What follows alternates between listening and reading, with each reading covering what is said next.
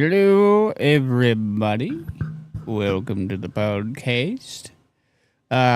Today's episode, we have a special guest. we have ourselves a nice special guest. I am going to introduce him. Don't get too excited; he gets scared. Welcome, Wotumbo, to the podcast. Hello, Wotumbo. Hello. Great to be here. He just speaks with all sophistication. Just, hello. Happy to be here. It's not. I can't. Oh my god, I'm such a child, man. Look, I didn't think about doing the eyes. Look at that shit. And that's that serious. Yeah, it's all fun and games, and he's like, it's that one Sully from Monsters Inc. meme that was. Oh yeah. Dude, you pull away the top part of his head. You just got the face. It is wild. Oh, it's so stupid. To man. give some insight, we've been sitting here for the last there we go, Too half long. it. Yeah, I don't even know how long. Too long, man. Way too long. Sitting here laughing at this damn shirt because it is. I've had it for a while, but it is the funniest fucking shirt. I've never seen it before. I've not wore it around you. I don't think so. I don't know, but yeah, and it says stink. I think it's backwards for you guys. I don't know. Yeah, It says it's backwards. stinky, and it just has this big Our old dear friend Wotumbo. Wotumbo right here. It's just stinky. Dude, just an absolute. Oh, man. Oh, he's such a dream. Does he smile? I can't make him smile. I'll mess with it.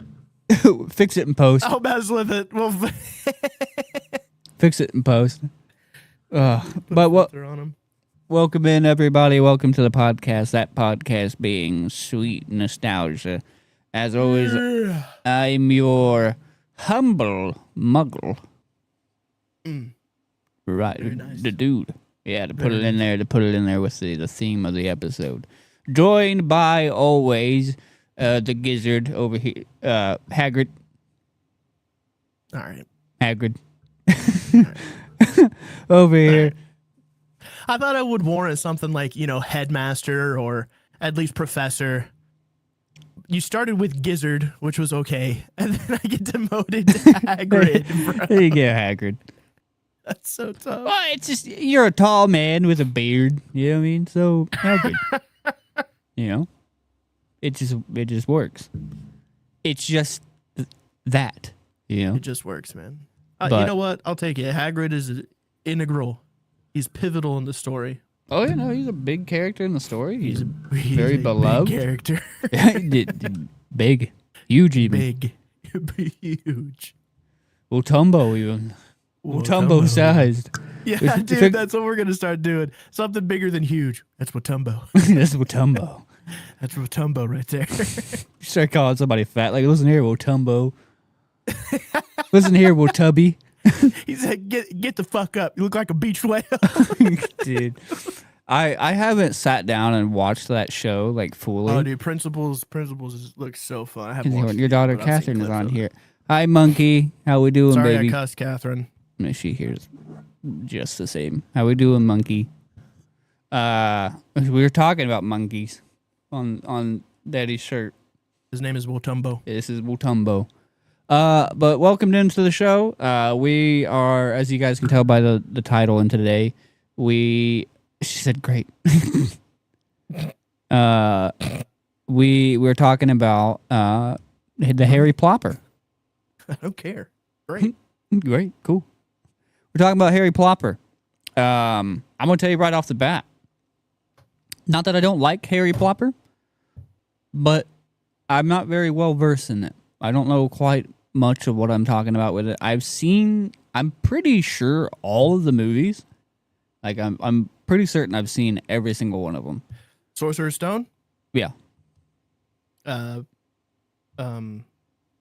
second one, Chamber of Secrets. Yeah. I watched Prisoner of Azkaban. Yep.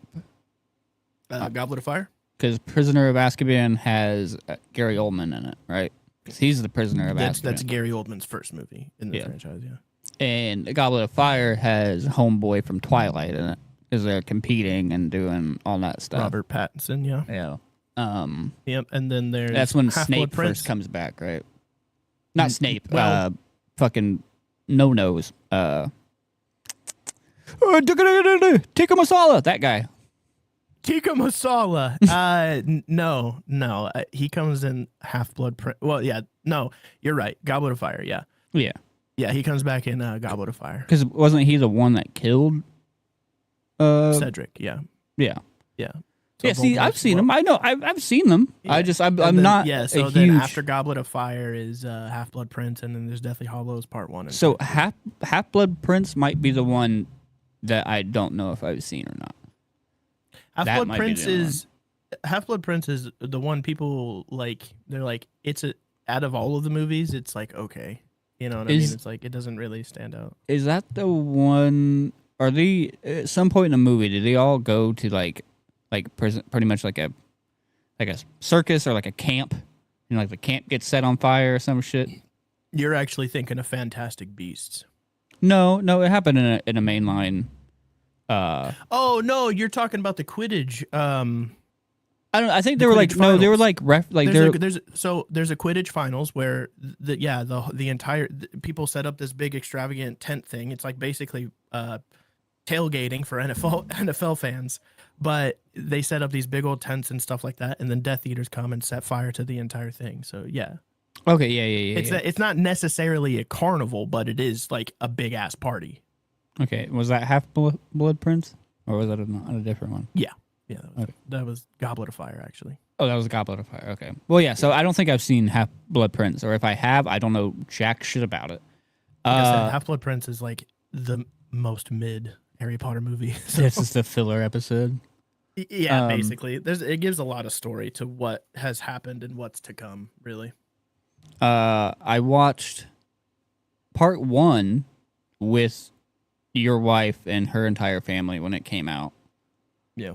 We all went to it and watched it, and then I watched I don't know where I watched part 2 at, but I know I've seen all of it. I like, for me and for the people that's been watching the show and fans of the show for a while, I'm just not a huge wizard in like medieval, like I'm not high fantasy. I'm not really a high fantasy kind of guy. I'm definitely more of a sci-fi. You know, I prefer Star Wars over Lord of the Rings. Doctor Who, and I think as closely resembled as you can to a Harry Potter would be either Star Wars or dude, Doctor Who. That's a topic right off the bat. Yeah, of no. it. Literally, Harry Potter is they say Star that Wars. Harry Potter and Star Wars are like one for one, where the orphan boy becomes this, all powerful, very strong being, and kills their dad or pseudo dad. Or, no, J.K. Rowling, whatever you want to say, and all her all of her racist shit. She 100% stole the story of Harry Potter from Star Wars. There's no way. Like it's all Star Wars completely. Yeah. But just George Lucas isn't a racist as far as we know.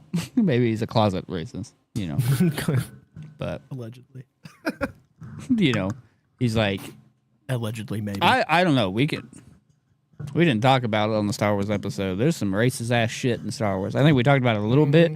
The Viceroy, the leaders of the Separatists, racist fucking shit. Oh, yeah. So racist. It was wild. Different time. Oh, my God, yeah. He's like, oh. 02 to 10, wild times, man. Well, yeah. Wild West. Phantom Menace is 99 up until 2005 when episode 3 came out. Yeah. But I don't know. I've just never been a big like I think like it's cool. Dragons are cool. I like dragons. You know, Yeah, what the unfortunate part about Harry Potter was is we only got the one set of dragons. but yeah, and like there's some cool stuff. Like Because like I you make dragons exist, and then you like well, because like this is why like the books are a bit better than the movies are, is because like they go into detail about a lot more like magical creatures than they do in the movies, and then Fantastic Beasts comes out and explains a lot more of them, and then the newest Harry Potter game, which I'm sure you've heard of, Harry Potter. Oh yeah, What is it? Hogwarts Legacy or whatever. Hogwarts Legacy. Yeah, that goes into more depth about the magic creatures and stuff. But like in the original Harry Potters, it was just about Harry Potter. You know what I mean? I mean, and it's self-titled, so yeah, it's gonna be. But also, I mean, you can build your world a little more like than that. You know what I mean? It's like you introduce like 4 just unique dragons, and then like we never see him again. I think we see one again after that. Oh, like in the movie or there's a dragon that shows up again in one of the Deathly Hallows movies. I don't know what kind of dragon it is, but it was held in the Goblin Bank, Gringotts. Oh yeah, And it was like it was chained up and like being tortured and shit like that. I don't remember what kind of dragon it was. So technically we have like 5 dragons in the movies, but like I'd like to see a lot more. They're nerfed if they exist there, I kind of want to see them like flying around in the background. I mean, there was a whole thing where they were like just camping out in the middle of fucking nowhere. Why couldn't we see like dragons or hippogriffs or something flying around, dude? It'd have been sick. I don't know. It's probably one of those things of like they're too OP, so they had to nerf it or something like that, or like they're like, oh, where are we gonna make this make sense? I can't win any games because this fucking dragon shows up every time. Yeah, I mean, you start playing their game and you just got a big old dragon. This is literally the worst raid boss. Yeah. But well, yeah. What else was I saying? Like, yeah, there was like aspects of like high fantasy that are cool. Like, I'm a dude. I think swords and armor are cool. I mean, they're cool, but it's not like not my favorite thing. I like but laser pistols and I'm like laser guns and fucking laser weapons and lightsabers. These guys got because I mean, all Star Wars is space. They're space wizards. Yeah. Like it's just call it there. Space wizards. Yeah. But also like I can choke an orphan boy just learns to control an unknown force. Yeah, 100% Star Wars. But but they don't need like a wooden stick to do all their shit and say a bunch of goofy stuff. You know what I mean? I don't gotta be like Tikka Masala and then boom. Tired of the Tikka Masala already. you turn into a rat or whatever. Like I'll just choke the shit out of you. Cradle the balls a little bit. Turns into a rat because he's an animagus, dude. Sure. All right. It's one of those. All right. I'll act like I'll nod my head like I know what you're talking about. Animagus are people that have the ability to transform into animals. Oh. I mean, and the Scabbers or Peter Pettigrew is not an animagus. He uses a spell to turn himself into. It's a transfiguration spell to turn himself into a rat. So what? There's people in that world that can just have Sirius the ability. Black. Sirius Black is an animagus. He can transform into a dog at will. So whereas you're saying he's a Professor furry. Lupin is a werewolf. Lupin? So he doesn't have a choice. Yeah.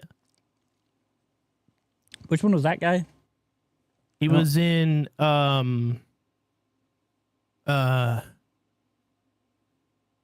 I there's some characters that I remember the name. He started in Prisoner of Azkaban.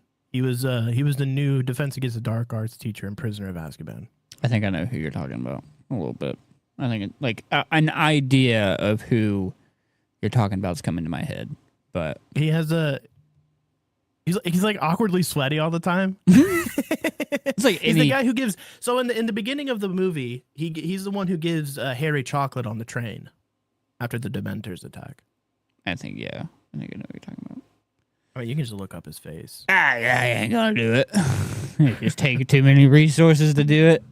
I would rather sit here and blindly bitch about it. You know what I mean? No, but he's a werewolf. He doesn't have a choice but to transform on a full moon. Yeah, like what I was saying.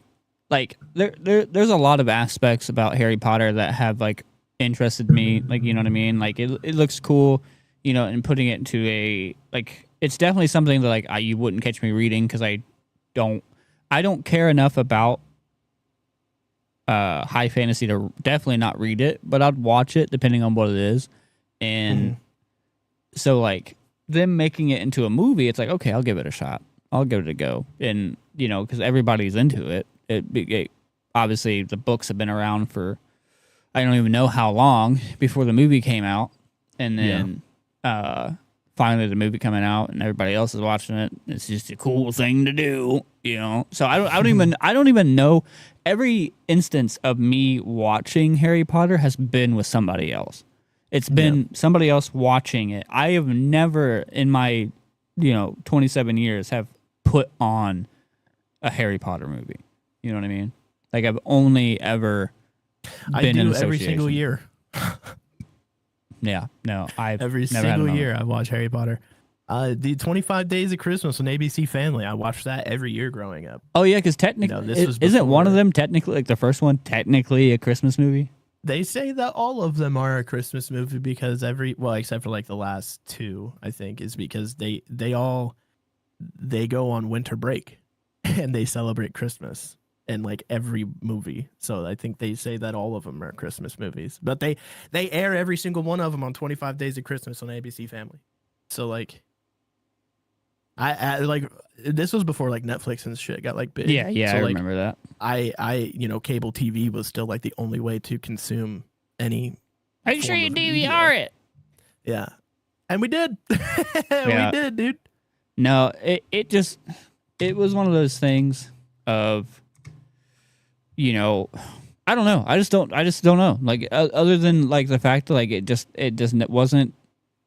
Star Wars was just much more interesting to me. Yeah, and I mean, there's nothing innately wrong about it. Oh no, no, I mean? It's like I'm not saying that. I mean, you don't have to be like a diehard fan if you enjoy it, sure. But like, I know. I'm just trying to say my side of like why I didn't really get into it. Like, I'm not gonna sit there and shit. Why you're in the generation of people who adore Harry Potter and some people made it their personality.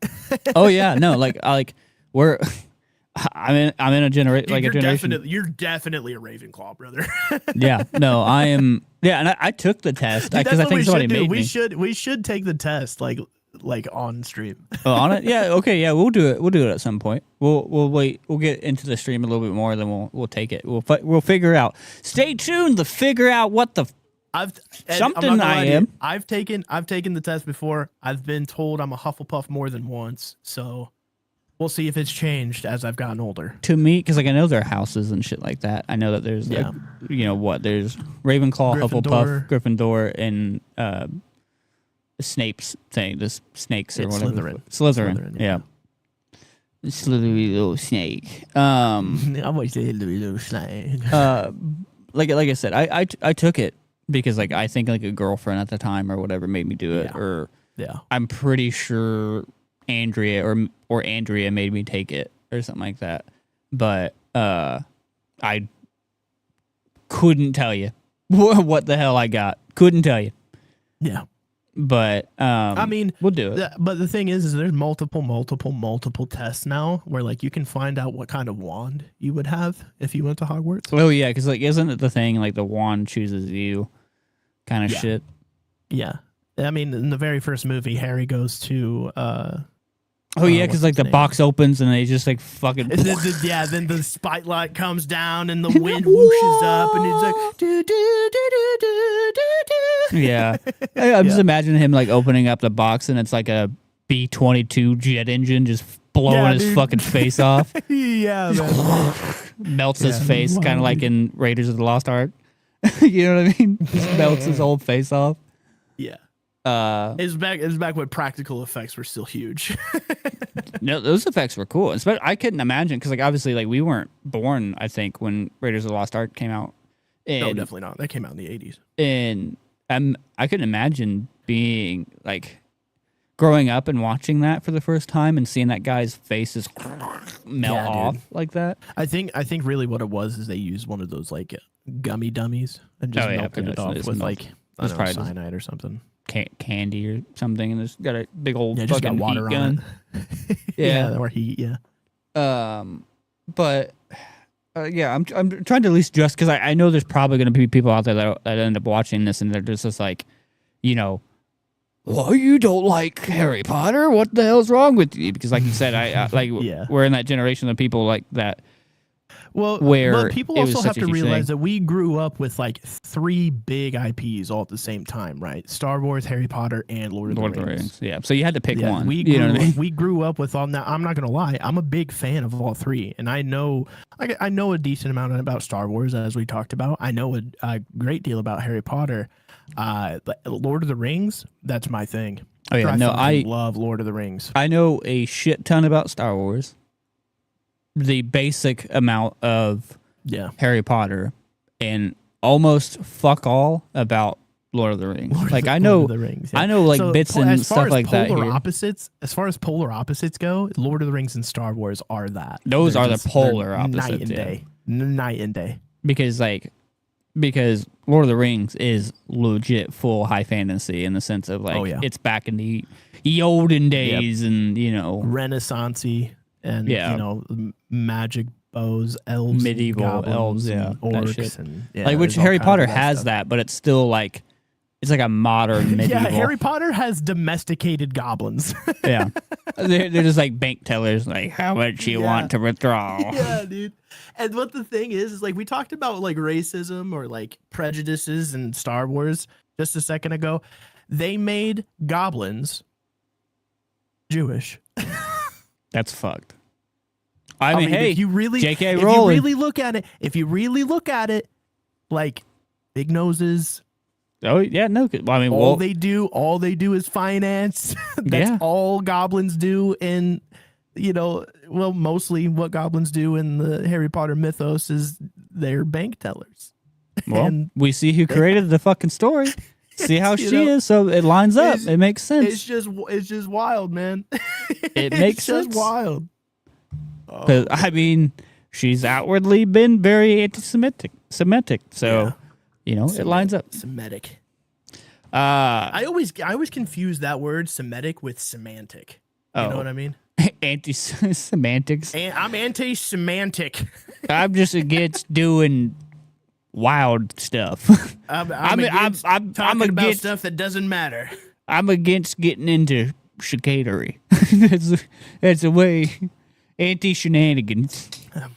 I like to keep it tame. I'm a one glass of wine guy. You know what I mean? Not too much. Get wild.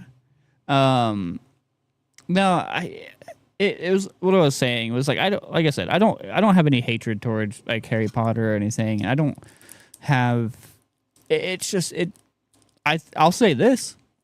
I like it more than Lord of the. I probably like it more than Lord of the Rings. Maybe I don't know. Well, I can't say that because I haven't watched Lord of the Rings really. My thing with Lord of the Rings is like, and I think we plan on talking about Lord of the Rings at some point, right? I don't remember. Yep. Well, I'll say this, and Next it's month. a little spoiler into like that episode.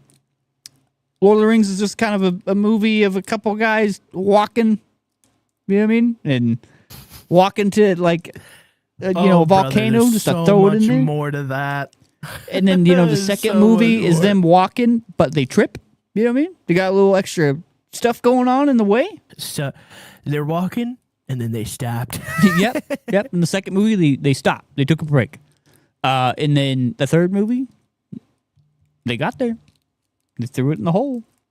And they're like, all right, everybody go home. What now? And I'm just, but I have seen one of the Lord of the Rings I have seen. Oh, we're getting too far into it. But yeah, I like Harry Potter more than Lord of the Rings. I'll say that. I think the concept of it, probably because it's Star Wars. It's probably why I like it a little bit more. But I don't know. I had fun with the characters. We did get to grow up with them.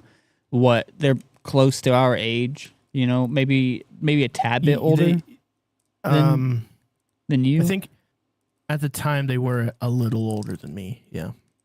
Because I don't know how old like Daniel Radcliffe and Emma Watson, and I think they were all 10.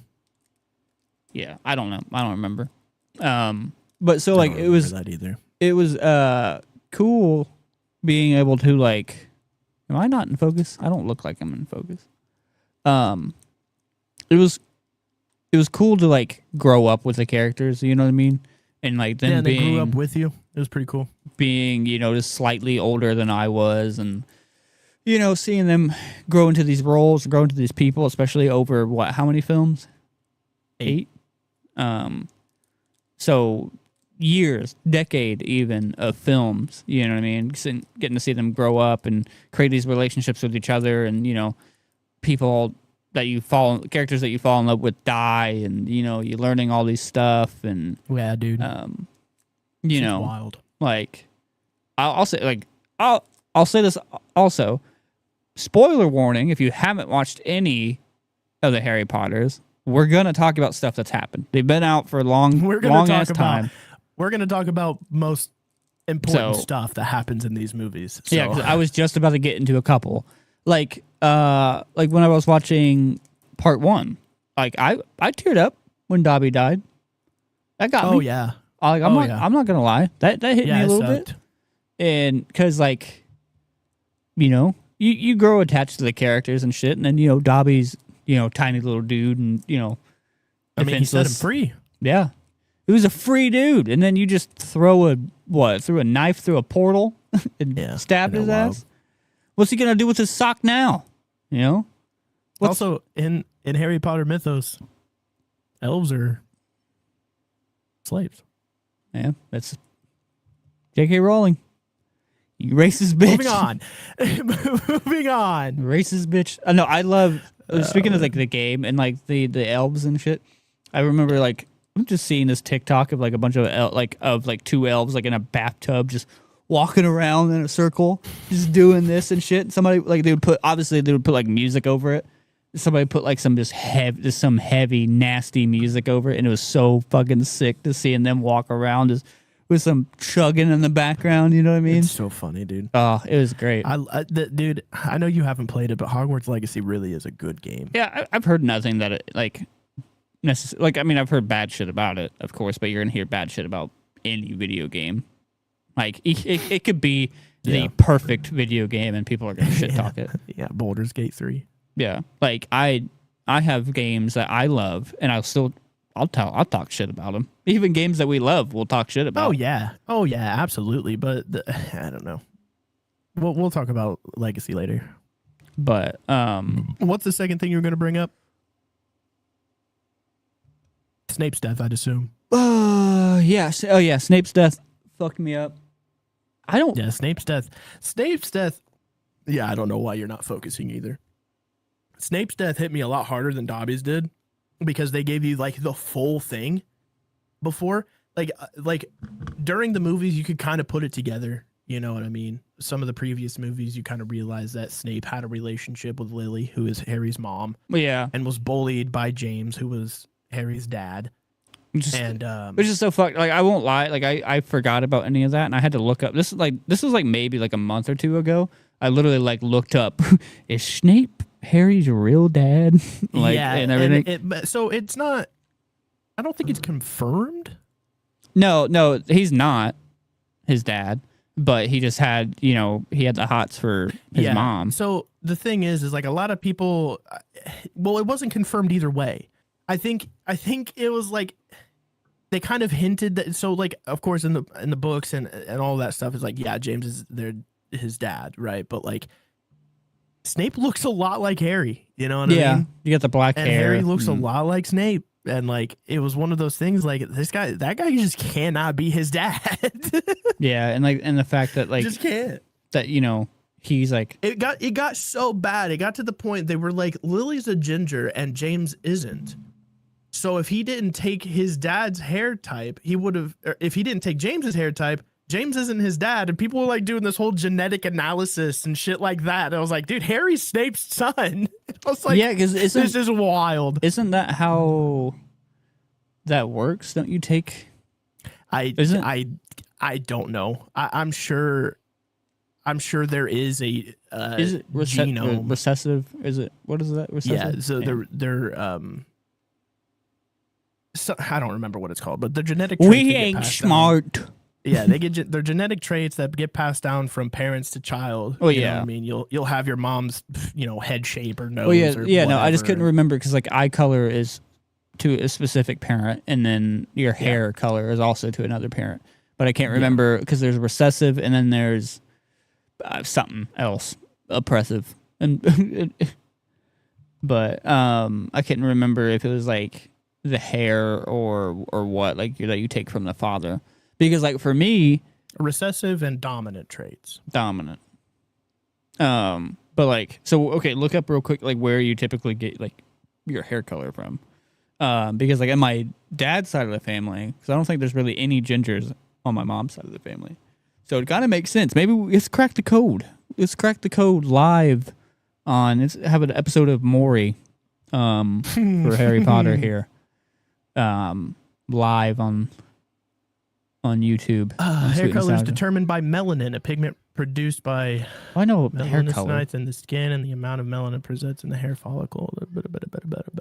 but which parent does it come from? Does it come from the sac or the ovary? I'm just gonna start referring to my father as as the sac. As the pregame lobby. Yeah, as the pregame lobby, as we've deduced outside of the show. I still do not understand why I am. Neither parent determines hair color entirely. A baby's hair color is a result of genes inherited from both parents, and the specific combination of genes can lead to a variety of hair colors, according to Salon Duville. Yeah, Salon Duville. While some genes are more dominant, like those of brown hair, others are recessive, like those for red hair.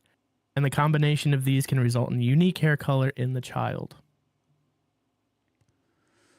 So he should have gotten red hair from his dad. While some genes are more dominant, like those of brown hair, others are recessive, like those for red hair. Okay. Well, okay. Okay, so So you're saying that I'm a cosmic flute? In theory, the dominant gene should have been James's brown hair. He didn't get the recessive gene for red hair, so you would think he got brown hair. He didn't get either one, so I could see him being Snape's dad. I mean, being Snape's son. I think that would have been cooler. You know what I mean? But also at the same time too, like, you're saying that the beloved character's dead mother was a cheater. So, I mean, if the dick fits. I mean, so like they grew up together, Lily and Snape. Yeah. You know, they were very good friends because they were both weird. You know, they were just weirdos. But, you know, they bonded over that and they became very close. Who's to say that they didn't? Okay, I got a frog in a jar. You want a cup shit? I caught myself one of those tadpoles from the creek. You want to come pet him? Hey, Mom and Dad bought one of those little stinky elves. You want to come beat it with me? Hey, Mom and Dad I want to go punch one of those big-nosed goblins at the bank. Well, my mom and dad got me one of those bank accounts at Gringotts. You want to come? You want to come make fun of their big noses? You want to go dangle some change in front of them? Do they get paid? That's a great question, man. Do they get paid, and what do they get paid? They get paid getting to handle the money. You know what I mean? That's their paid. That's all they want. Money. They just sit there and smell it. Goblin money. It's like the wizarding world runs only on those golden coins, but every other form of currency is just $1. Yeah. No, and so like into it, I think the world of Harry Potter is like very cool. Like I'm glad, like, you know, I like when movies or TV shows or video games, even like especially video games, when they come out, I really like whenever they take the time to world build.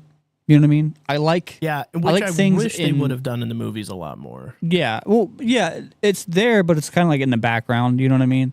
Well, it wasn't even until like the fourth movie that you even learned that there are more wizarding schools. You know what I okay. mean?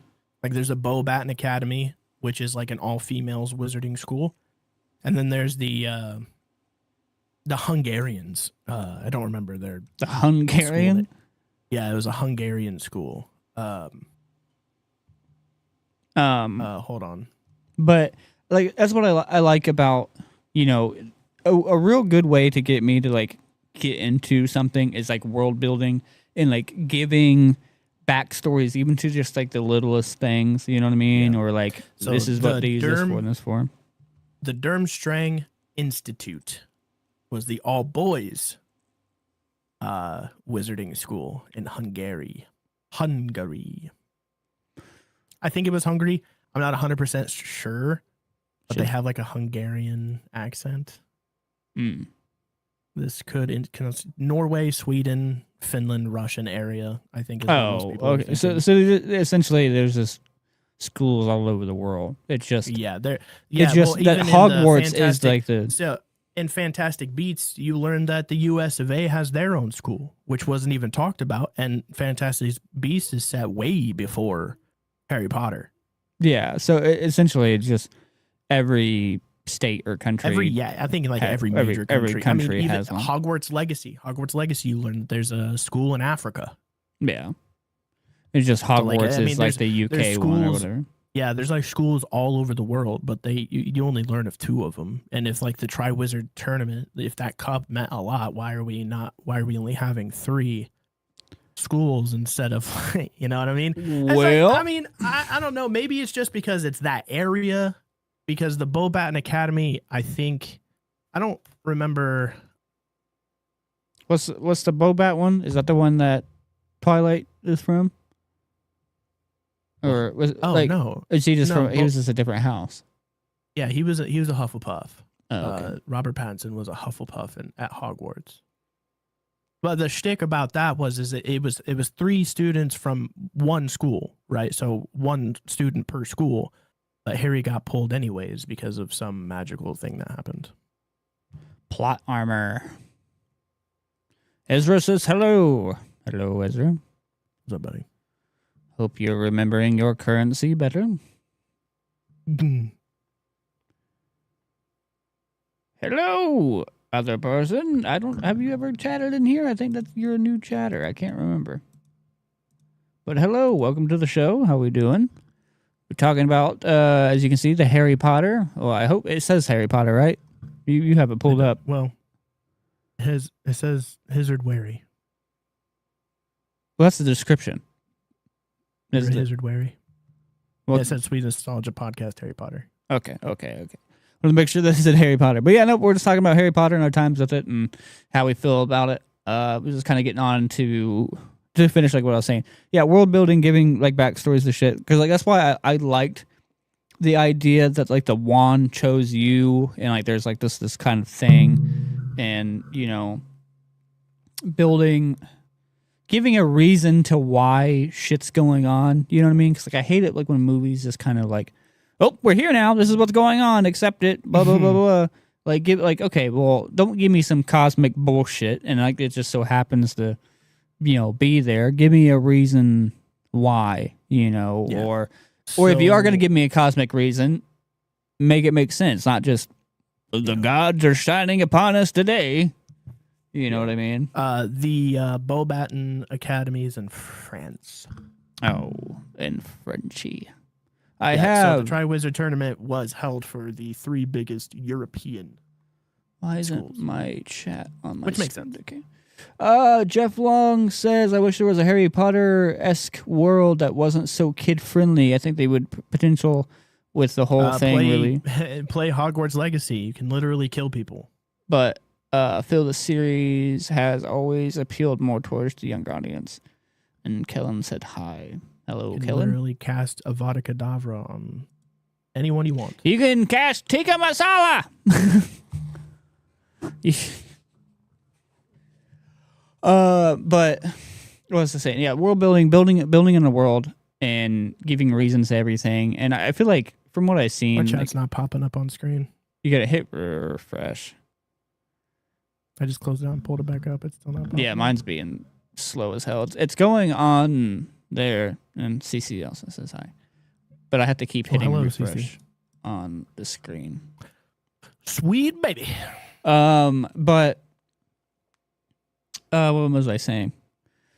You know, like it's cool. I do like Harry Potter because even though like yes, like what Jeff is saying, like it is kind of more kid friendly. I do like that it has some dark moments in it. You know what I mean? Sometimes there are some darker tones. The Death Eaters look sick. You know, I think they look super cool. I saw the whole concept because like I think it was the first time when I saw. I think it was the beginning where like there's a couple. I think Harry was amongst them or whatever. It was a couple kids and they were in. Yeah, Harry was there. They're in like that like tunnel area, and the Death Eater comes in there and starts like fucking them up. You know what I'm talking about? I think it was in one like Deathly Hollows or something like that. One of the part one. I think it's the room of. No, like they were literally like in normal, like Muggle world. They weren't on Hogwarts or anything else like that. It was like the Death Eater came to Harry whenever he wasn't at Hogwarts. And like they were like walking. He was like walking with a couple friends or something like that, I think. And they were like in like no, that was a Dementor. That wasn't a Death Eater. Yeah, Dementors are the big cloaked black things with no faces. Oh yeah, okay. So those are the things that I think look cool. Those are the guards. What's the Death Eater then? Of Azkaban? Death Eaters are like Voldemort's chosen council, which their masks do look sick. Oh, okay. So like homegirl from like Sweeney Todd and Beatrix Lestrange is a Death Eater. Malfoy's dad, Lucius Malfoy, is a Death Eater. There's all kinds of Death Eaters. You know, I mean, even Snape was a Death Eater. Demeter can. Dom said something. Demeter can suck my soul, is what he said. Dementor can suck my soul. Yeah, that's literally what they do. Is they suck the soul out of you, like genuinely. I mean, don't tip me with a good time, you know what I mean? But you better call off work tomorrow. I'm gonna suck the soul out of you. What was I saying? Yeah, no, I couldn't remember what those were. I thought those were Death Eaters because Death Eater. Looking at that, one more time. Because looking at saying Death Eater, then seeing those cloaked figures, that makes sense. You know what I mean? Because that looks like a Death Eater. Right. Yeah. So Dementors, they popped up in Prisoner of Azkaban for the first time, and the first one you see is in the tunnel with Harry and his cousin. Yeah, that's what I'm talking about. Yeah. So the first time seeing them, I was like, "Whoa, you look cool as shit." But yeah, they're sick. They're fucking wild, man. You also learn about the Patronus charm in that movie. What's that? There's a test. There's a test. The Patronus charm was the Expecto Patronum spell that Harry uses during like that whole movie. You hear it like 40 fucking times. Yeah, I hear him like scream it a lot. Yeah, and well, the Expecto Patronum spell is like when you cast it, it's like a projection of your soul, and your spirit animal pops up and like defends you. And well, there's a whole test you can take to find out what your Patronus charm is. Isn't that like what? Well, Jeff says, "Can you spoil the entire series for me, starting from the third movie on? I can't sit through the movies. I've tried." Yeah, we'll spoil a lot of it. I can. I didn't say I can. Yeah, we'll end up spoiling a lot of it. What was I saying? No, I don't remember what I was getting at. No, I think that those guys looked cool. They scared the hell out of me.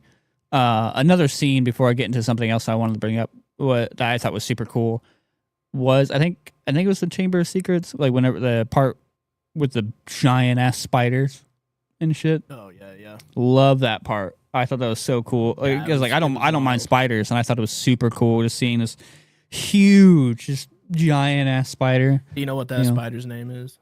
I don't remember. Aragog. Mm-hmm. Aragogans. I don't give a fuck about these kids.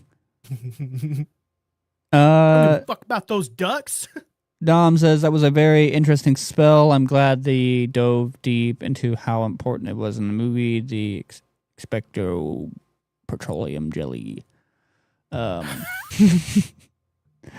no, I don't. Chat was working. Damn it.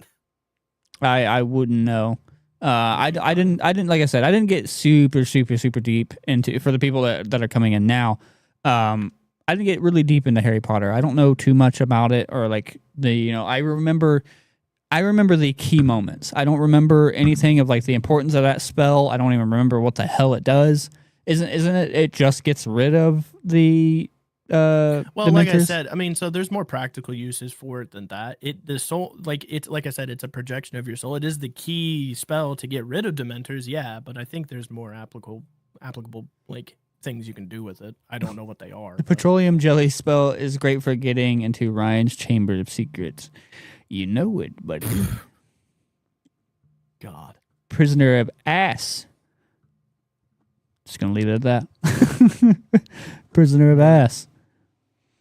But what was I say? Oh no! One thing that I thought was super cool, because I'm a huge Tim Burton fan, huge Sweeney Todd fan, like how I brought up, and I thought it was super cool that there is in Sweeney Todd and Harry Potter Sweeney Todd. There are so many fucking characters in Harry Potter that are in Sweeney Todd. Yeah. Well, not so many. There's like 3 or maybe 4, but because you had Snape, Alan Rickman, you had Beatrix or whatever. I don't remember her name. Helena Bonham Carter. Yeah, and then that rat looking dude that ended up getting turned into a rat. That was like I don't remember his that actor's name though. But they were all 3 in Sweeney Jonathan Todd. Jonathan Depp himself joins the Harry Potter. Oh yeah, well I mean yeah, technically yeah, because I mean Johnny Depp ended up coming in. So yeah, 4 to 5. He plays Grindelwald. Okay. Then Dom says favorite movie was definitely Chamber of Secrets, but a close second is the first one with Cerberus that really struck me to the movies. Yeah, I would say what I don't know what maybe because like I said there. For me in the movies, I'm like 50-50. I'm like on the fence of like if I super enjoy this stuff or not. Because like what takes me away from it is like I'm not a big fantasy person. I don't really care for wands and wizards and all that shit. But also like the movies did a good job of like making me like it. Because I was like I kind of like this darker side of it. Prisoner of Azkaban and. The Dementors and all this other stuff. And like I said, like the world building and the small details that they put into it to make everything make sense. Like I thought it was cool. But, like, I don't know. I feel like I would definitely have to sit down and give that series another shot. You know what I mean? Because like I said, I'm very so. But with going with like what Dom said, like what made me get into it. I think honestly, maybe the spiders scene, because I was like, ooh, that's cool. I was like, spiders. Giant spiders? The basilisk fight in the same movie was also really cool. Which one was that? Was that giant snake, yeah. Oh, yeah. Oh, I did really like the chess scene. Even though everybody cool. Dogs on that scene and makes memes of it and everything. Well, they make fun of Ron specifically because of the way he talks. Yeah. Which is, I can understand that. But wizarding chess is just cool. You know what I mean? Like Wizards chess, I think is super sick. I feel like the pieces just kill themselves. Oh yeah. Dom also says I feel like it got confusing after the Prisoner of Azkaban. He just put A. But why do you think it got confusing? But I really enjoyed the lore of the world. Kind of love how people love Star Wars. The chess scene is funny, but it's really cool. Yeah, that's how I feel about it. It was funny. I see the memes. Super cringy, but it's super cool. Yeah. E3 or however she like says it. Knight to E3. Yeah. Harry. How Emma was talking Hermione. as well. He'll lose the game. They just talk very like you cadently. Die, we lose. Yeah, it's all. The time. Granted, they're kids, and it was 2005, whenever they were young. Something like that. They're all fresh baby actors, fresh jellied kids. Ew. Yeah. Bo Burnham said it first, not me. You regret saying that? I don't know. Ask Bo Burnham if he regrets it. I do. Yeah, just now. I would. Baby jelly, especially in today's climate. Yeah. Moving on. So we're about to that hour point. I want to take a quick second to shout out a couple things and to put it out there. All right. As you guys have seen, it's Wednesday. It's in the middle of the week, and we haven't posted any videos. We are taking your camera went out. I know. I'm taking this time to hit my vape openly. We took a not me, not what? You. I'm confusion. I don't know how to spell. That's what I figured. Whenever you put prisoner of A, I was like, he didn't know how to spell Azkaban. Granted, I don't know either, but I saw it. I just didn't want to say it. Sound it out. I didn't want to put you out. I didn't want to put you on blast. But you see that we have been on. We haven't posted anything for a while, like about almost a week now, because like we took after last podcast, we took that week, up until Monday off completely. Like I just sat there, I just played video games and took a small break. That was the end of season 2 of the podcast. This is officially the first episode of season 3 is what we're gonna do it.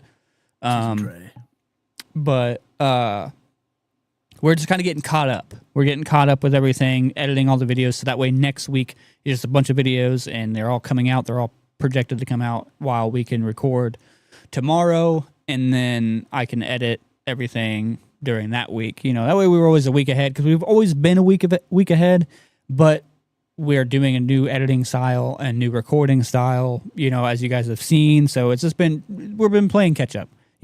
So we appreciate everybody that's been, super patient with us and whatnot. We're still going to be putting out TikToks. We're going to try to put TikToks out like every day, just to keep the algorithm going, honestly, but keep us still fresh in everybody's mind and everything.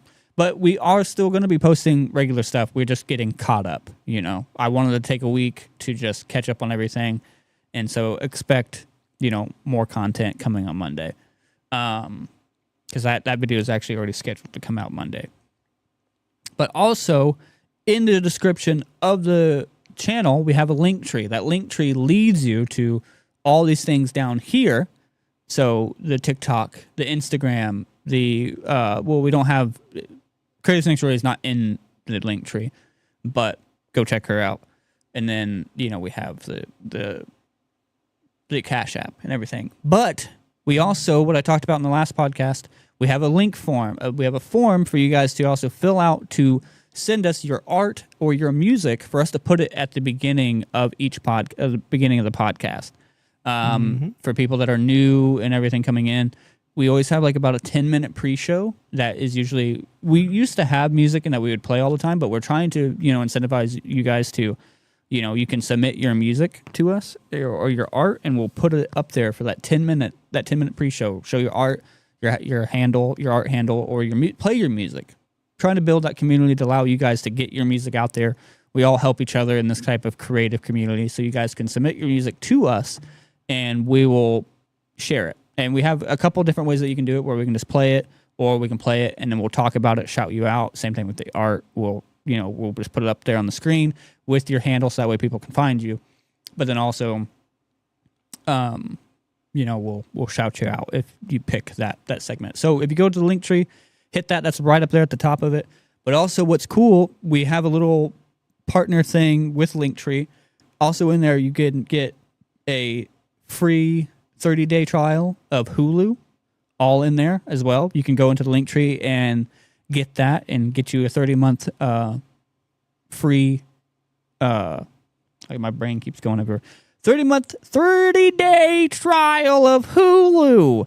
Watch your movies, watch your stuff for 30 days. Have fun with it. Do it. It's in there. It's in the thing. Hit it. Also, we have another thing with HelloFresh. You get 10 free meals. You just subscribe to that.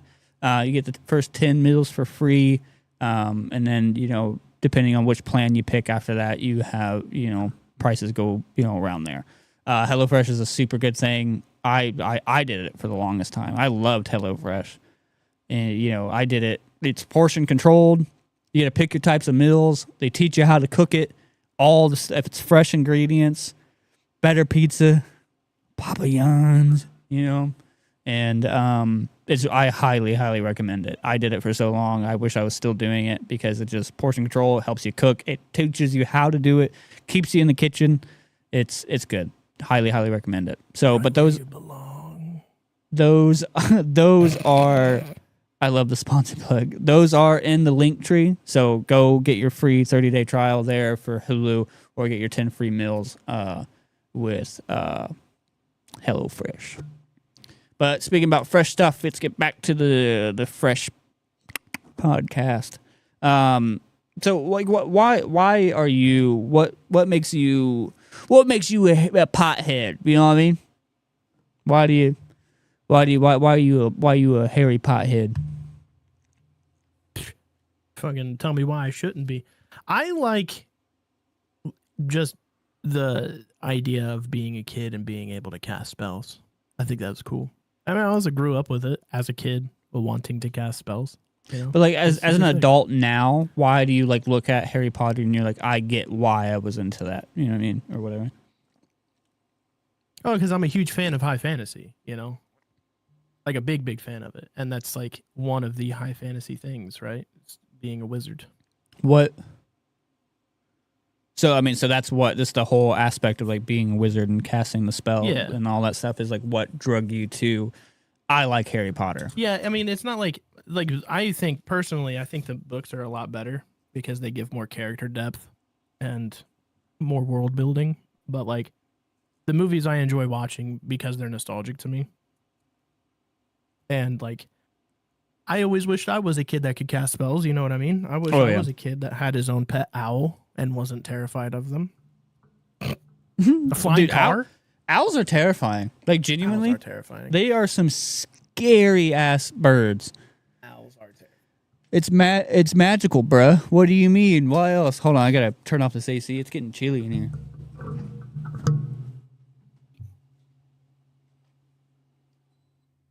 Had to turn off that damn AC. It's getting pretty nippy in here. Now, I mean, yeah, I get it. It's magical. Sure, I would like to. I mean, it's for me. It's in the same vein of Lord of the Rings, just different aspects of it. You know what I mean? It's like high fantasy. I enjoy high fantasy a lot more than I enjoy science fiction. I do enjoy science fiction a lot, but for me, high fantasy is kind of what it is for me.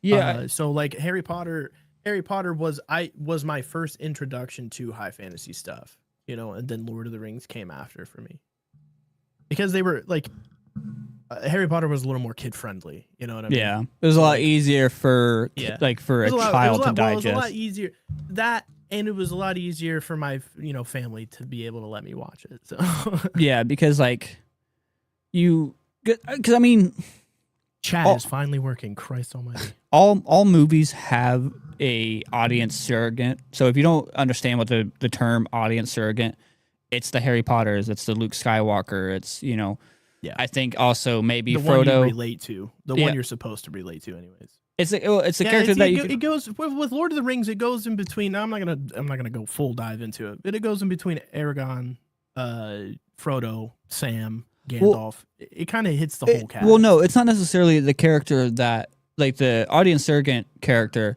is more or less the character that's asking the questions that you are asking. You know what I mean? Because obviously you. Oh yeah, that's right. Because obviously like you're asking all these questions. Like, okay, why is that going on? And then you hear Harry be like, "Why is that?" And you're like, "Fucking thank you!" Like holy shit. Thanks, dude. That's so, like that's what like the audience surrogate character usually is the one that sits there and asks the questions and shit. But what was I gonna say? I forget what I was gonna say. I don't know. How do you feel? Trying to word this in a way of like, how do you feel like of like the overarching like story of the movies and stuff like that of like was it kids that felt alone, like how Harry lived under abuse, kids that wanted to feel special, kids that wanted to be a kid with a bright future gravitated towards Harry. In my opinion. Yeah, for sure, it's absolutely true. Oh yeah, there's like a lot of relatable characters. Instinct, a lot of like for kids at least, your innate instinct is to root for the underdog. You know what I mean? And Harry was definitely that for the first few movies. Oh yeah, no, I mean the But- whole big thing about creating a good story is creating a relatable character. You know what I mean? Somebody that, you know, your audience can relate to in some sort of fashion. you're a good protagonist. That's why like sometimes like certain characters in like certain literature are like hard to relate with, because I mean you got like your Bruce Waynes of like he's a fucking billionaire, so I can't relate with that. I don't like I'm not a ninja. Well, that's not really You know? what you're supposed to relate to. Well, no, like yeah, and it's like, but so you got the one thing with Bruce Wayne that you can relate I to. have a wicked mustache hair in my mouth, and I just got it out. I apologize. The one like I'm like in there fingering my mouth. I know, I was wondering what the hell you're doing. The one character quality that you can relate to with like Bruce Wayne is, you know, his parents are dead. You know, so it's like, Well, but other than that, it's not you can't it's really. not just that. You can also relate to his sense of justice and doing the right thing. Sure. You know, there's a few things that you can relate to. I mean, on the surface DC level, yeah, hero, his parents are dead, and you know, don't forget the DC hero requirement. Yeah, dead parents and a lot of money. Yep. Because how else are you going to get over your dead parents, but with a lot of money? You know? Yeah, a lot of cash. No, but what was your question? Like how you feel about like the overarching story of like the movies. Like, you feel like there's like plot holes, or if you feel like there was like just some, like it was like the overarching story was shitty, good, mid. The overarching story for Harry himself, I think it was very well rounded, and it filled every hole that they might have left open. They did fill eventually, you know. So like any questions that you had were answered. You know, I mean, there were still some plot holes in it, but I mean, nothing's perfect. Yeah. But for Harry himself, it was great. As far as some of the side characters, I wish they would have done a lot more with them. You know what I mean? It's like they have these like stellar actors and actresses playing these characters, but they did only do give pretty them, like- well with like the casting and everything. No, they did awesome with the casting. I think they did incredible with the casting, but the amount of not having them on screen was my issue. You know what I mean? And I Alright. understand the focal point was Harry Potter and his journey, but you know what I mean? Is like Sometimes you got to throw like a side in 8 quest in there. movies- You know? in 8 movies you can do other things. I mean, for instance, you know, Star Wars wasn't just Luke. It wasn't just Anakin. You know what I mean? And even in Lord of the Rings, it's not just Frodo and Sam. It's not just Gandalf. You know what I mean? It's like there's a lot more going on than just Harry's perspective. And I feel like we could have done a lot more with that. But I mean, I'm not upset with the things that they did with the movies or anything like that. I mean, looking back on it, they could have been a lot better. Oh yeah, I mean yeah, they could have done. They could have gave Ron. They could have gave Ron more personality than bloody hell all the fucking time. You know, and they could have made Hermione more than just a girl. You know, it's just I think there's a lot that the books gave us that the movies just didn't deliver on. Which again, different media, hard to whatever. I understand, but you know, I think there are ways that we can get around and do that kind of thing. The Fantastic Beasts movies, though, are I think. Yeah, I know there's only 3 of them, but I think they are incredible. I think they're very fun. I like learning more about the world because they do a lot more like explaining how the world works in those movies. Yeah, I'm gonna like- say Dom's comment real quick, and then I do want to get into the Fantastic Beasts movies because those are something that I have not seen a single bit of. But Dom says that's why kids don't like Draco, but I feel like Draco could have been such a better written character with a better redemption arc if they didn't treat him like the villain. I think And that's the thing that it's like I haven't seen any of the Fantastic Beasts movies yet. I think with So Draco, with what was cool. Draco, go ahead. I think what was cool with like Draco, I feel like you can relate with him a little bit because like he has like this huge stride to obviously like, you know, make his dad proud of him kind of thing, and his dad is the bad guy and shit, and so he is trying to like, you know, and then I think what you learn later on in the movies that like they're basically pulling his leg the whole time, like they're gonna kill his mom or kill him if he doesn't do something or some shit, like he's holding him hostage. So or some shit. with Draco specifically, he goes through a redemption arc, kind of. The movies don't do a very good job of portraying this redemption arc of his. Up until like think like the last movie, Yeah, that I you think, actually see Draco turn over a new leaf and become, you know, a better person. But yeah, throughout all of the movies, Draco was just striving to make his dad proud of him. His mom His mom was always proud of him, always a loving, caring person, and wanted what was best for Draco. But his dad was a Death Eater, so they really didn't have a choice. With also his aunt was Bellatrix Lestrange, so there's a lot to unpack there. The lineage of just being an asshole. Two of your closest family members are directly under Voldemort. It's hard to navigate that, especially when you're in your early teens, pushing adulthood.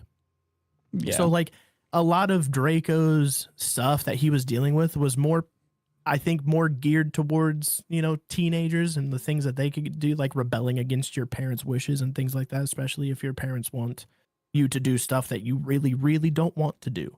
You know what I mean? But like, as far as like relating to Draco in the early movies, no, absolutely not. There's He's nothing, a snobby little asshole kid. Yeah, he's just a turd. Yeah. But no, I mean, as far as the early movies, what most people I think could relate to is either Harry or Ron. You know what I mean? Of course, Ginger. Harry, but yeah, I can relate to that. But like, yeah, as far as relating to Draco, I don't think it was up until like movie 5, Half-Blood Prince, maybe even later. Like I said, a lot of the stuff that he goes through, I think when you really like see Draco change is when he was ordered to kill Dumbledore, and he just couldn't do it. So Snape did it for him. Now, and like that was the beginning of his like ascension, I guess you could say, his redemption arc, right? And like Snape said that he had to do it because like what, to like keep the cover or something like that, to not blow the cover or some shit. Or Snape wanted to do it to prove that he was loyal. That's why he wanted to do it. I mean, and he wasn't loyal that entire time. He was actually a spy for Dumbledore himself, but he did it. He did it to prove his loyalty. Yeah. Yeah. Now,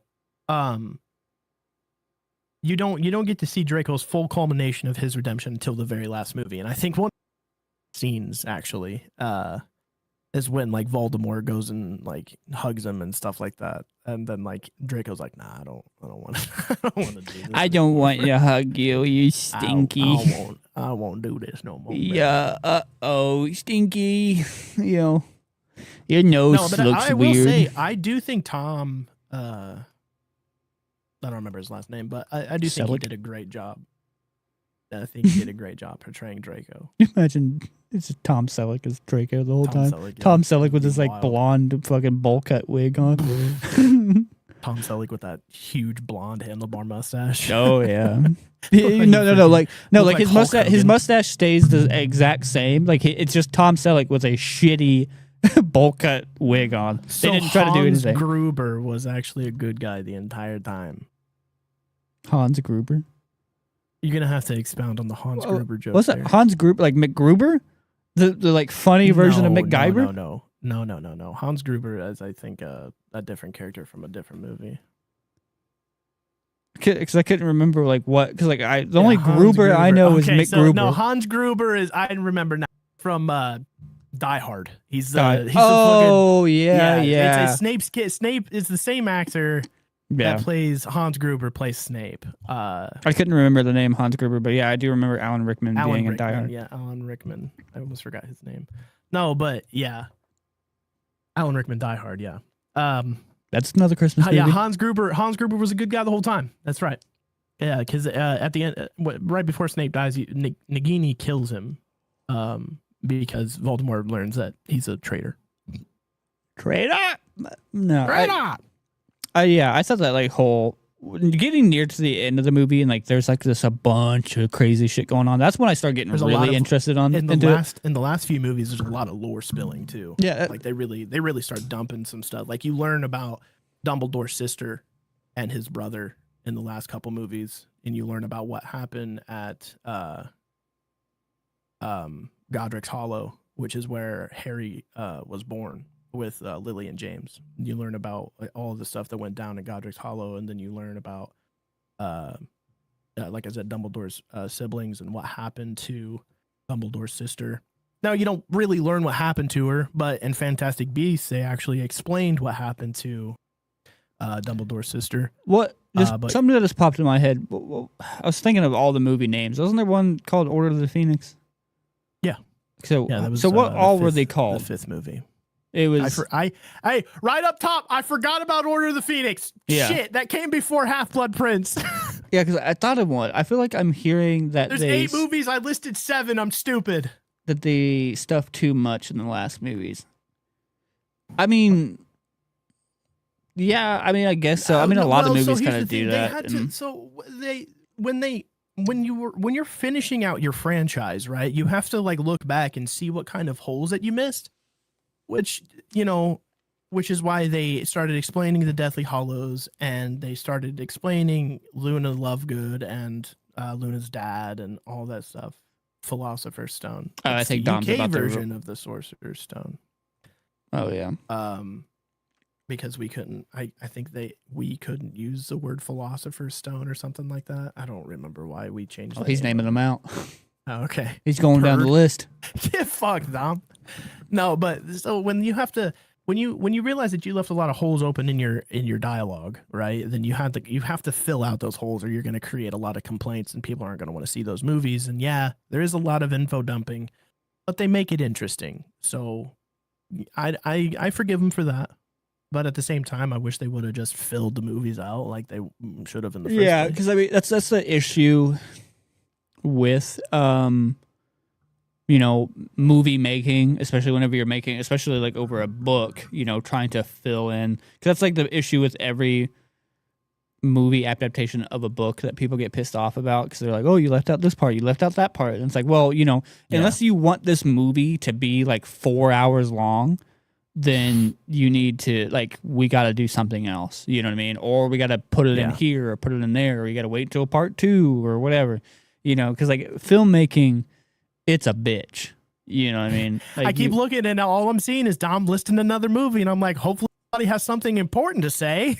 Hey, it's important. It's important because we're learning. Dude. I did ask I can rename them right now faster than he's typing them out. Well, I want Dom to do it because it's involvement. Dom's a part of the show.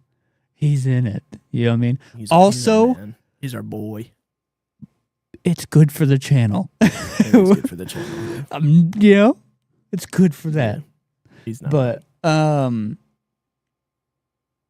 Jeff, Lord of the Rings had no problem making the movies long, even if it was mostly walking. It was more interesting. Yeah, and it depends on the thing is Lord of the Rings had a much higher. Shit. They also had a much higher budget. Yeah, J.R.R. Tolkien was a much bigger name than, what's her bucket? J.K. Rowling. Yeah, Tolkien had been a much more established writer at the time than. Well, yeah. Well, I mean, Lord of the Rings has been around since the fucking 40s. It's been around for a long time. Yeah, like the 30s or 40s. Yeah, The Hobbit was a very, very popular movie or book. Sorry. 7 Deathly Hallows. 8 Deathly Hallows Part 2. End. There we go. Love that. Love the period at the end of it. What a spirited man. Hey man, he went the whole 8 yards. He did it. He's like, if James isn't gonna do it, I'll do it for him. Right. And I did ask. I will say, I think Goblet of Fire would be my favorite, and then Order of the Phoenix I think is a very good movie too. Although I will say you do see a lot of deaths that you wish you didn't. Oh, in Order of the Phoenix? Oh yeah. It gets rough. Yeah, because Death Eaters, they start making plays, man. Oh, Order of the Phoenix, that's where Sirius Black. Oh yeah. And Mad Eye Moody, he dies in the beginning of that movie, actually. One of the twins gets hurt, like gravely hurt, loses an ear even. I didn't know Mike Tyson was in those movies. Actually, I think one of the twins dies at the end of Deathly Hallows Part 2. Oh yeah, I forgot one of the twins died. Mm-hmm. Yep, and Professor Lupin and his wife die. Yeah, there's a lot of people that die in that. A lot of people that die. A lot die. of big characters. The last like 3 movies. Guess what? Yeah, the last like 3 movies, a lot of people die. Dumbledore dies. One of the twins dies. Yeah. All they die. Yeah. What? Sirius Black dies. A lot of motherfuckers. A lot of people. Sirius Black is Gary Oldman's character, right? Yeah. Sirius Black is Gary Oldman. Yeah. I love Gary Oldman, dude. He's such a great actor. Oh, he's so good. Such a great fucking actor. There's sometimes you were about to ask me something. I forget. Cool. I think no. I think something that I wanted to talk about and touch base on too was the because Dom also even said that he's never seen them, but the Fantastic Beasts movies. So I've never seen any of the Very good movies, and like what? So these are all prequels, and it's a prequel of Dumbledore. What's his name? The guy in there. Newt Scamander. He's Scamander. He is. Is he Dumbledore or is Jude Law Dumbledore? Jude Law is Dumbledore. Then who's the other guy? It's what other guy? The main guy that they show like that's in Newt Scamander. Yeah. Newt Scamander is the foremost I guess you could say professional in Fantastic Beasts. He tames and rehomes Fantastic Beasts.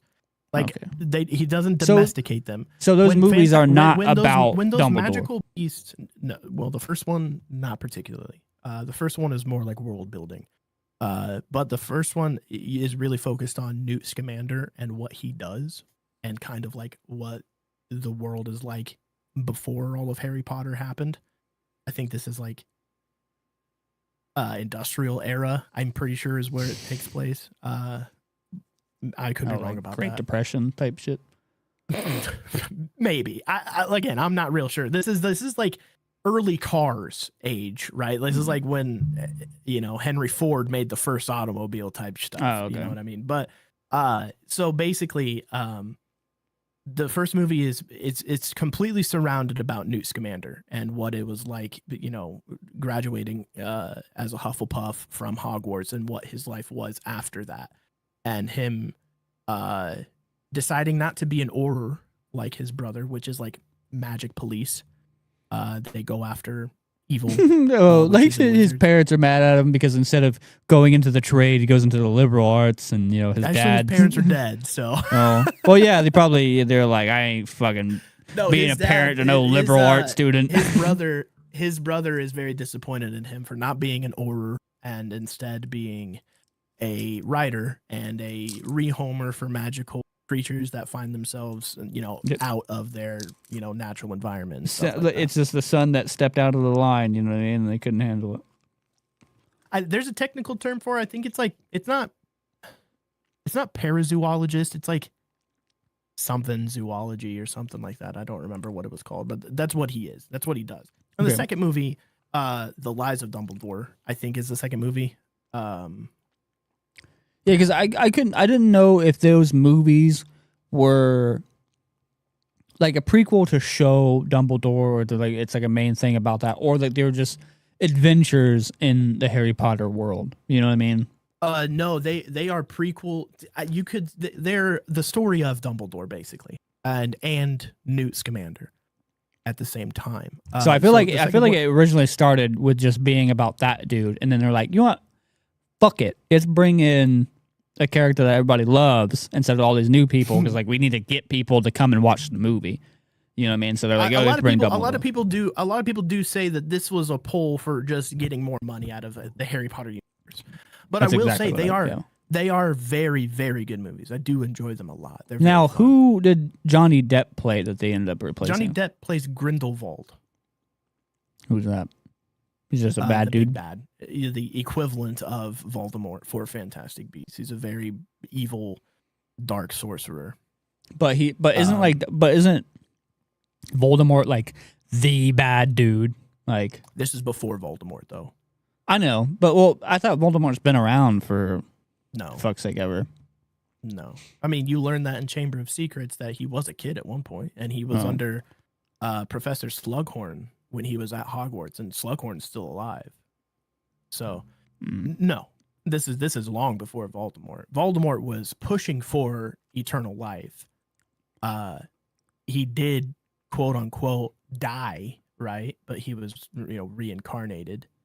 Because I couldn't remember from the story he is like the incarnation of just death and destruction. Like he is the bad guy. Okay, for time period, let me break it down. For time periods, Grindelwald was Voldemort for that time period, right? Grindelwald was as bad as it could be. He was the worst person the evilest of evil witches and wizards. Yeah, I think like what I was getting at, like he was like this ancient, thing that got brought back into the world type shit.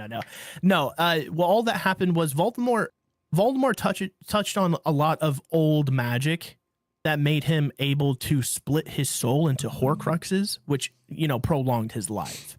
So even if he were to die, he would be able to come back because the splinter of his soul was still around. Right. And there were a total of, I think, 12 to 13 Horcruxes or something like that. Did it say why he had the nose? Why he had is because that was just the way he was reincarnated. He was reincarnated as a snake. Was it a snake? Like a snake-ish, like a snakish features. Because that's why the actor who played Voldemort was like, he was very flowy and he did all this stuff with and he held his wand very specifically because it was more pointed and snake-like because he was a Slytherin. Voldemort was a Slytherin when he was at Hogwarts, and he very much believed in Salazar's message, which was that purebloods should rule over the Muggle world.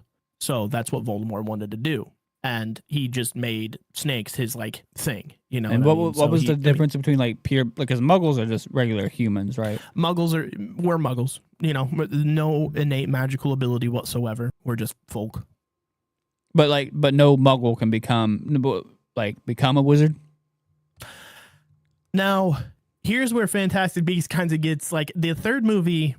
They pose the idea that a human could use magic if certain conditions were met, or if they had a magically imbued wand. Or I'd have to watch Fantastic Beasts: The Secrets of Dumbledore again, but a lot of that movie had something to do with their Muggle friend that was in all three movies. And the guy from Balls of Fury and all that shit. Love that dude. I love that fucking actor so much. Dude. He's such a funny dude. He's the comic relief, and he does such a fucking great job. Oh yeah, because he's hilarious. Those movies are so good, man. You really should watch them. But so yeah, like I was saying, Voldemort just believed in the message that Salazar. I mean, and this is what Grindelwald was doing too. Is he believed that pure blood should rule over the Muggle world. They should rule everything. And pure bloods are just magical people, right? Huh? Pure bloods are just magical people, right? Pure bloods are from both magical parents. Lineages. Because wasn't Harry's dad a Muggle and his mom was magical? No, Hermione's parents. Hermione's, I think one of Hermione's parents was a wizard or witch. I don't remember which one is which, but one of their parents was magical and one of her parents was just a Muggle, and they called those mudbloods, which is half magic, half magic and half Muggle. But both of Harry's parents were gizzards. Yeah, James and Lily they attended Hogwarts together. Ron is the same way. Ron is a pureblood. He comes from a long line of Weasleys. And so is Harry. Harry's a pureblood, right? Yeah. Now, what was the Half-Blood Prince? What's that? Half-Blood Prince was explaining Snape's story. Snape was a half-blood. Snape had a Muggle father. I think. Or was at war with the Mud Crips, is what Jeff says. That's wild. That's wild. That's super wild. A question that I've always had, because I love it, I always want to know how they explain it in movies. Because in Iron Man, when they changed from what's his name to Don Cheadle for Rhodey, their whole thing with that, they were literally Don Cheadle just came in. That's my favorite. It is one of my favorite ways that they literally in a movie they talk about why it's a different. They don't explain why he looks different or anything, but he just Don Cheadle walks in. It's me. He's I'm here, get over it. Yeah, he's just I'm here, get over it. They don't do anything. They're yeah, it's me, different guy. So for people who don't know, if you haven't seen the Fantastic Beasts movies, this is between the second and third one, The Lies of Dumbledore and The Secrets of Dumbledore. Johnny Depp was going through his legal controversies with Amber Heard. Amber Turd. And at the time, Johnny Depp lost his partnership with whatever company. I think WB still runs Harry Potter, but yeah, he wasn't cast as Grindelwald anymore. In the movies, they don't explain it at all. Like why he looks different. If they, again, I'd have to watch Secrets of Dumbledore again. I don't think they explained it. I think what I think happened was they were just like, yeah, he's masking himself because that face is now recognizable. Because in the first one, Colin Farrell was Grindelwald. And then really? something. Yeah. Like you can, like if you watch the first one, Fantastic Beast and Where to Find Him, Colin Farrell was playing Grindelwald, but he was he like barely in the movie? No, he was in the movie quite a bit. But he was under the guise as an Auror who worked for the Ministry of Magic in the United States. And then at the end of the movie, that's what I was saying. Disguise, Colin Farrell. It was Polyjuice. So Polyjuice potion was what it was. But Colin using a Polyjuice potion. Go ahead. Was Colin Farrell in the movie a lot, but only in like the end? No, Colin Farrell was in the movie a lot, and at the end it was Johnny Depp. And then all of the second movie was Johnny Depp. And then all of the third movie was that guy from Doctor Strange. I don't remember his name. He makes a really good villain. Plays a great villain. He does. But so no, in the first movie, I think it was a Polyjuice potion that he was using.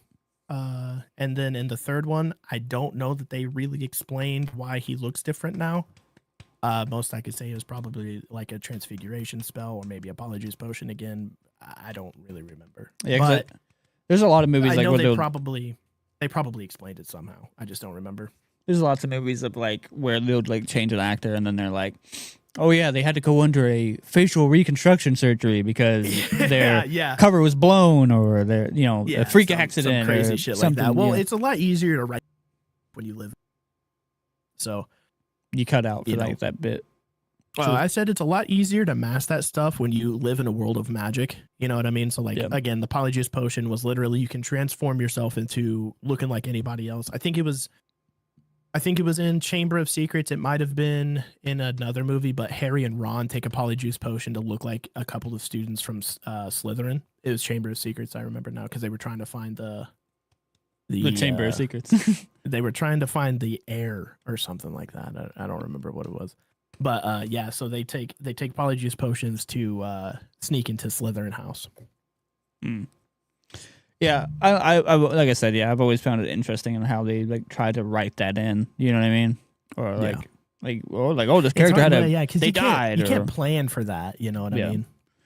And also I didn't know how what his character was, like if he played a huge role or if he was just like a one-off villain or what the hell he was supposed to be. So, like, going into those movies, like the later movies, because what you said, there's 4 of them. Did Dumbledore just become the main focus now? And then, like, what's his name? Is this a side character? There's only 3 Fantastic Beasts. I think they're making another one. Oh, I thought there was 4. I'm not really sure. But no, Newt Scamander was still the focus, right? Because Dumbledore is still a side character. They're named that because of the effect that Dumbledore's lies and Dumbledore's secrets had on the things that were going on at the time. So in the Lies of Dumbledore, you find that him and Grindelwald were in a relationship when they were in school, and they made a pact together to like never. Oh yeah, because I thought I remembered that. Like everybody was fucking so mad because they made him gay or whatever. Yeah, they made him gay and shit like that, but. That is what it is. But ultimately what it was is they made a blood pact, which is a magical thing that happens. And it's not just something you cut your wrist with your buddy and say, hey, we can never do this. And then still do it 10 years later. But they made an actual like blood pact that if neither one of them can push against each other ever in their lives, as long as that pact existed. So like if what's his name is doing some fuck shit, he can't. Dumbledore couldn't do anything about it. And it's the same thing with Grindelwald to Dumbledore. Grindelwald couldn't push against or couldn't do anything against Dumbledore as long as that pact existed. It's crazy.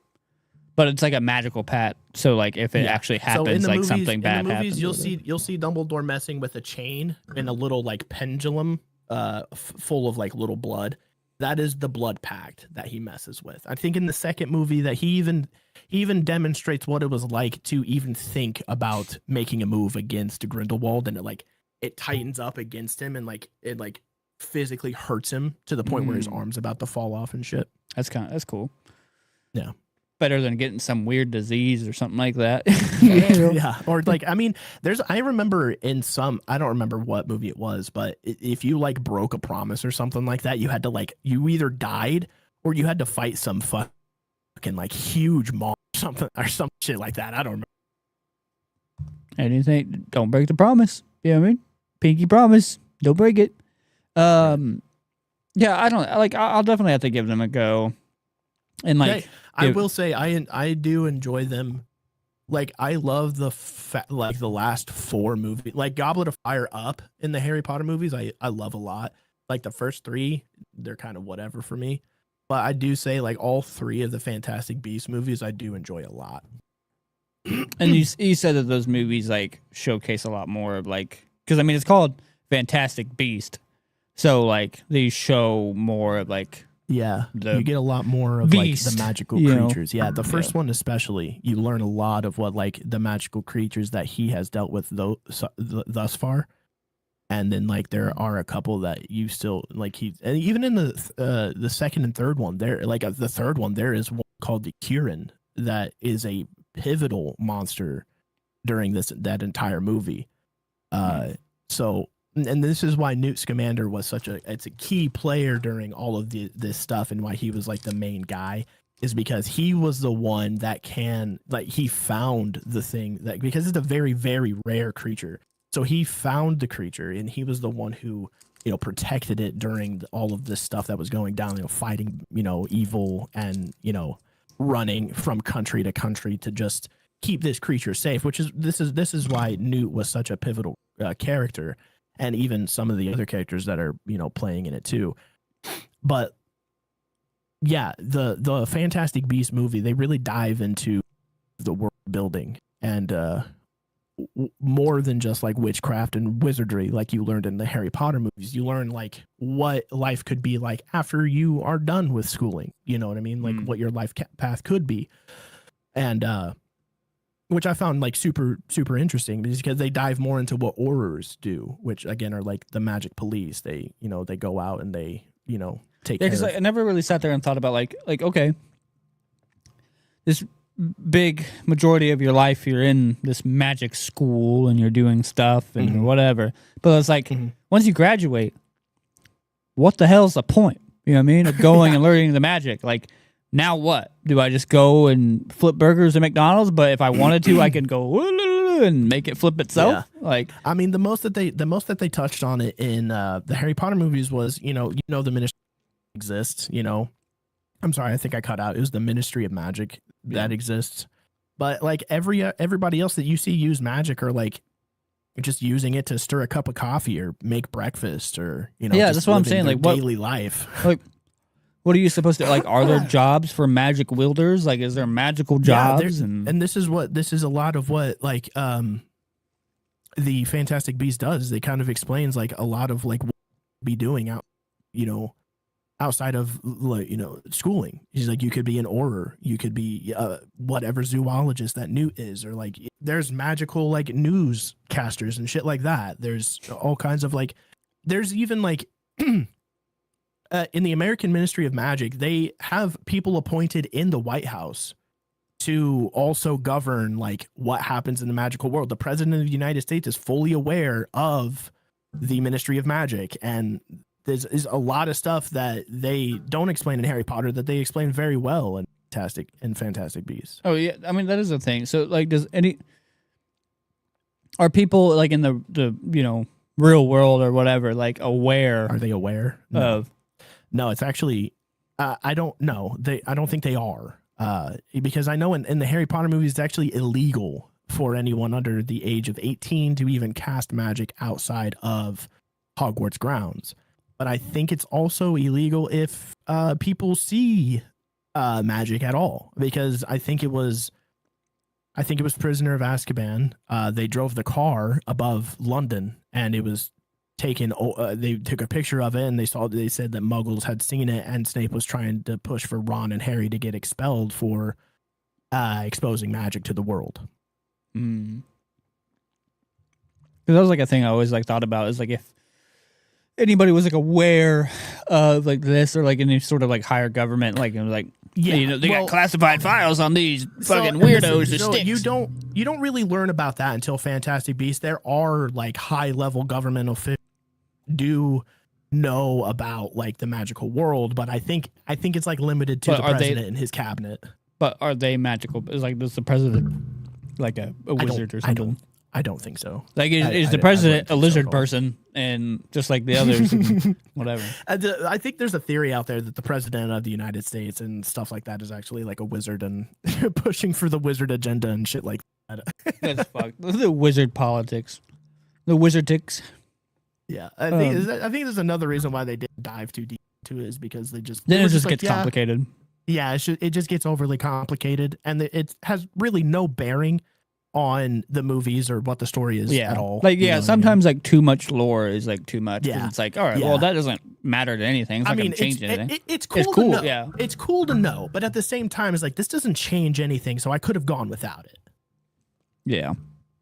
But it's like cool that you put in like that detail and shit like that. Because like George Lucas does that a lot. He does it with a lot of characters. He'll just like pull up like create like a random ass long backstory about some side character and the entire lore he had on Ewoks.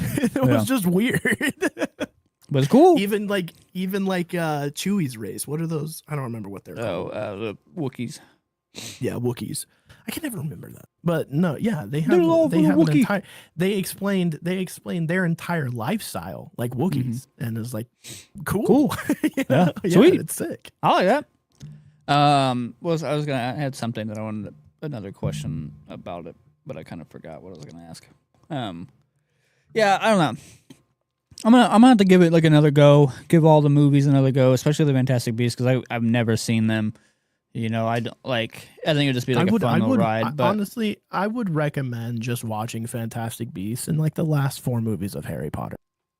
Yeah, I think the story, like if you've seen Harry Potter, you can go with like the first 3 movies. They're not. I mean, they have a lot of story and they kind of like set some stuff up, but at the same time, is like you're not missing much that you could not just draw conclusions on in the later movies.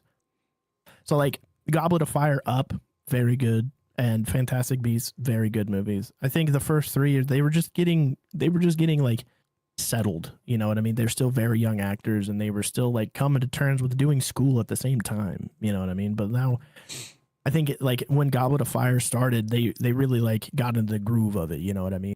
They really they have been doing the characters for years. Yeah, they've been doing that and still going to school at the same time. Like I said, I think Goblet of Fire, Up is just their league's better than the first 3, which, you know. Yeah, if you disagree with it, you disagree with it. I personally don't really like the first 3 movies a whole lot. It's been a minute. It's been a long time since I've watched any of the movies, so I don't know. Maybe one night I'll get like a hair at my ass and I'll give them a go because like just as something to watch. But what I want to do before we end, because I at least want to figure out what house we're from. So we'll at least pull up everything to see which house we're from. I'm going to pull this over there. Now we got to make sure we get the same one. Well, if anything, too, I will just do it, and if you can see the screen, I'll have you answer it. That way I can show it on screen. Oh, yeah, fair enough. Yeah, there you go. We'll do it that way.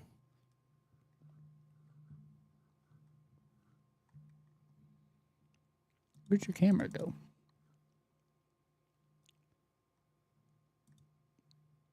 My camera? Yeah, for some reason it's not showing your camera on stream anymore. Fuck it, Weeball.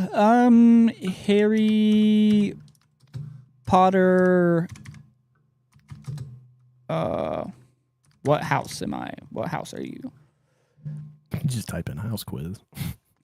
There's Pottermore, I guess. That's paid. It says official Hogwarts house sorting quiz. I think it's paid. It might not be anymore, but I think it is. Get sorted now.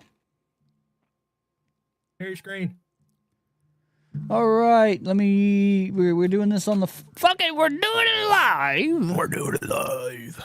We're not sponsored by Pottermore. Share this to you. Where'd your camera go? Oh, you stopped it on. I stopped it on there. Yeah. Oh, it's because I put that in front of you? That's stupid. Do I have an extra? We're doing this super live, so we're gonna bear with a dude here. Now you got all James, all James, all the time. I regret doing that. You probably should, dude. My voice is giving out on me. I've been.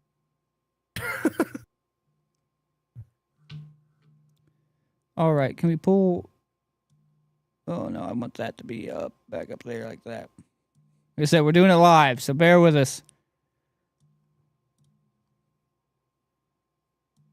Okay, yeah, we could pull James right there. Camera 1. Me! Look at that! We're looking cool. We look good. That covered that up. Why does that cover up his face if I do that? They don't need my face. It's fine. But I want your face. Okay.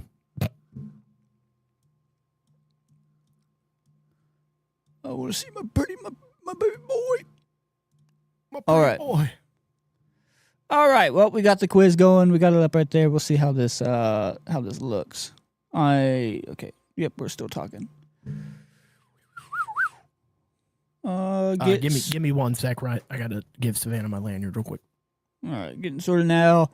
Discover your Hogwarts house. We'll do it in a house. Well, I guess we'll start with mine. American, Japanese. Yep, okay.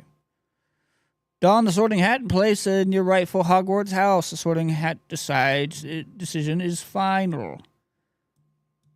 Why isn't it not showing me the chat if I have it not the correct size?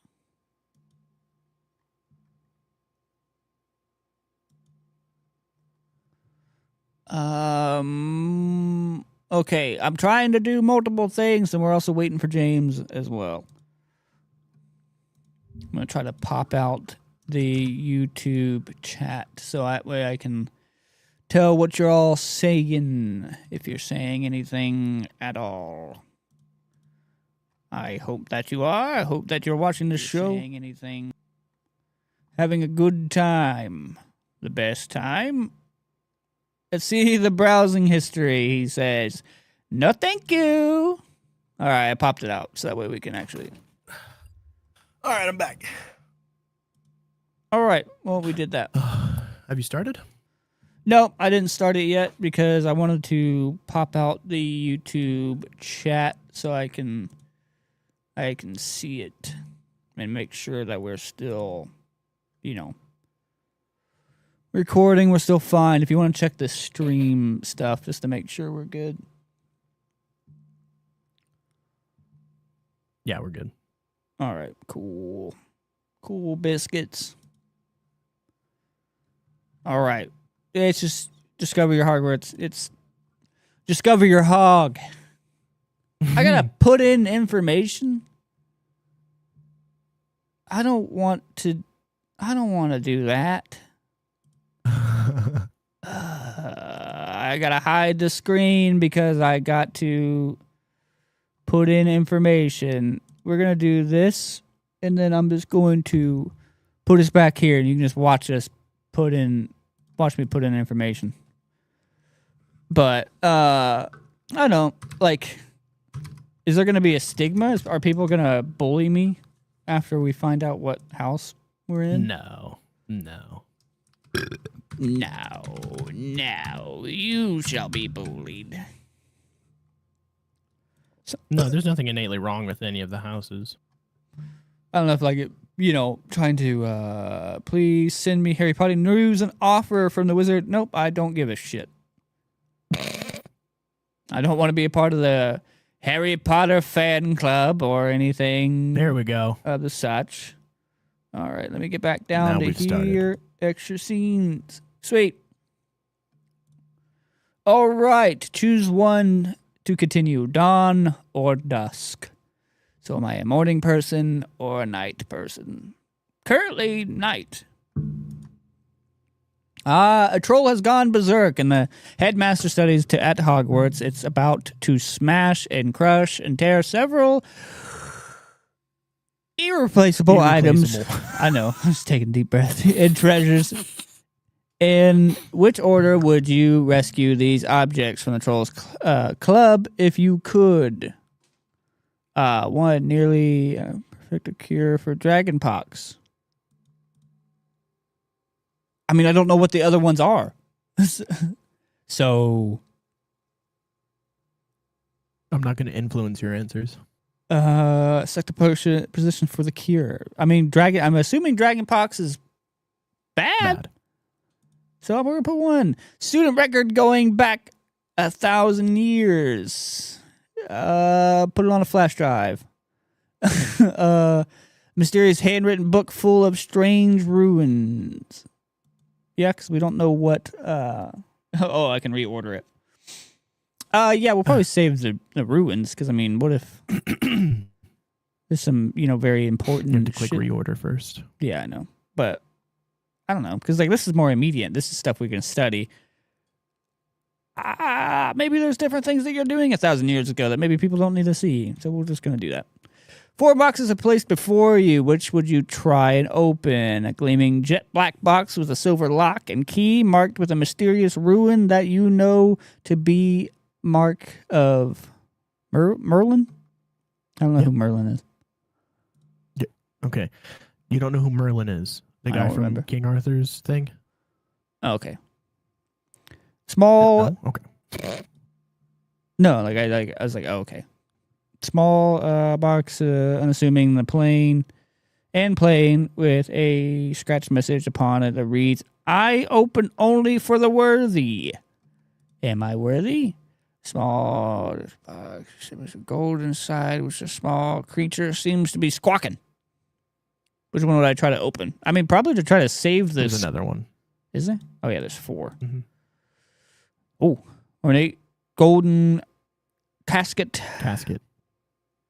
Well, you act like I'm retarded or something. Okay, brother, you have said rune wrong 3 times now. You've said ruin every time. Ruin, whichever one. People say it. There's other people that say ruin. No, not for rune. R-U-N-E. No one says ruin. Whatever. Suck a butt. Standing on a clawed feet, whose inscription warns that are both secret knowledge and unbearable temptation line within. Well, we ain't gonna touch that because it might touch me. I think I'm gonna try to save the squawking animal. You know what I mean? I don't want, because if there's a creature inside, what if it suffocates? But also, I do want to see if I'm worthy or not. You know what I mean? Look at old Thor action going on. I can't influence your decision, brother. But what if it's like what if it's I understand your thought process. What if it's like a terrible creature that I open it up and then it kills me or the possibility turns me into a liberal? There are spells that can resize animals. I want to see if I'm worthy. Okay, which of the following would you most hate people to call you? Ignorant? Unfunny. Selfish? Yeah, that'd piss me off. Ordinary? That would, yeah, fuck you. Cowardly? I ain't no coward, bitch. Okay, it seems like all of them would piss you off. Yeah, because I'm not, none of them. I'm not ignorant. I'm not selfish. I'm not ordinary. I'm not a fucking coward. So they all piss me off. Where's the select all button? All right, which one would most piss me off? If you said I'm ignorant, I'll just be like, whatever, dude. Get fucked. You're the dumb one. Selfish, that one would probably make me mad. Ordinary, I'm like, yeah, says who? Cowardly. So it'd be cowardly or selfish. I'm going to say selfish because I'm not selfish. If you were attending Hogwarts, which pet would you choose to take with you? Cat, toads, or owl? I have cat. but don't really like cat. Toads are cool, but sticky. Owl? Feathers. You're scary, but that works in favor of me. I can teach kill you me many. in my sleep. I can teach you many tricks. I can also teach you to hunt. Hunt for stuff for me. You're such a pragmatic thinker. I'm gonna select the owl. If you were attending kind of Hogwarts, owl? which pet would you choose to take? Oh, the types Yeah, of it's owl. what kind of owl. Yeah. Those ones are very pretty. That one reminds me of the one of fucking Zelda. You're the scary one. Those ones are terrifying. That snow owl is Yeah. Harry's owl, actually. Those types of Hedwig. owls are terrifying. You also are kind of like the. That would be mine for sure. I resonate with that brown owl. I like the That chunky snow boy. owl. I do like the screech one. You're cute, but I wouldn't pick you. You're very pretty. I would bang you. No, I think I'm gonna pick you. I like your color. I like the pointy ears. You like the face it's making too. It's like, yeah, I'm here. I'm gonna fuck you up. All right, late at night, walking alone down the street, you hear a peculiar cry that you believe to have a magical source. Do you? Draw your wand and stand your ground. Withdraw into the shadows, await developments with mentality reviewing the most appropriate defense and offensive spells should trouble occur. Probably that would be the smartest one. Draw your wand and try to discover the source of the noise. Proceed with caution. Keep one hand on your concealed wand, and eye open for any disturbance. That seems like, just move along, gentlemen. You know what I mean? Don't want to give it away that you can fuck somebody up. You know what I mean? That's why it's called a concealed carry. Inconspicuous. But like you're not shying away from it. It's like so that way you don't, because you don't want to give yourself away. Because then if they see you immediately and they see that you got a wand, they're like, oh no, I got to focus you. But if you just act like an ordinary He's dude, gonna fuck me up.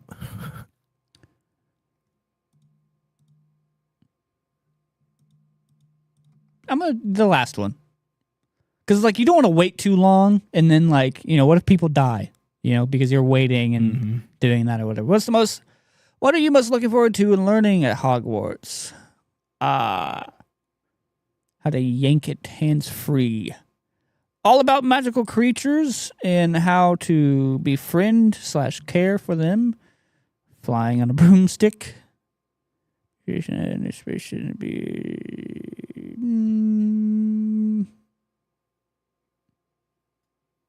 Maybe.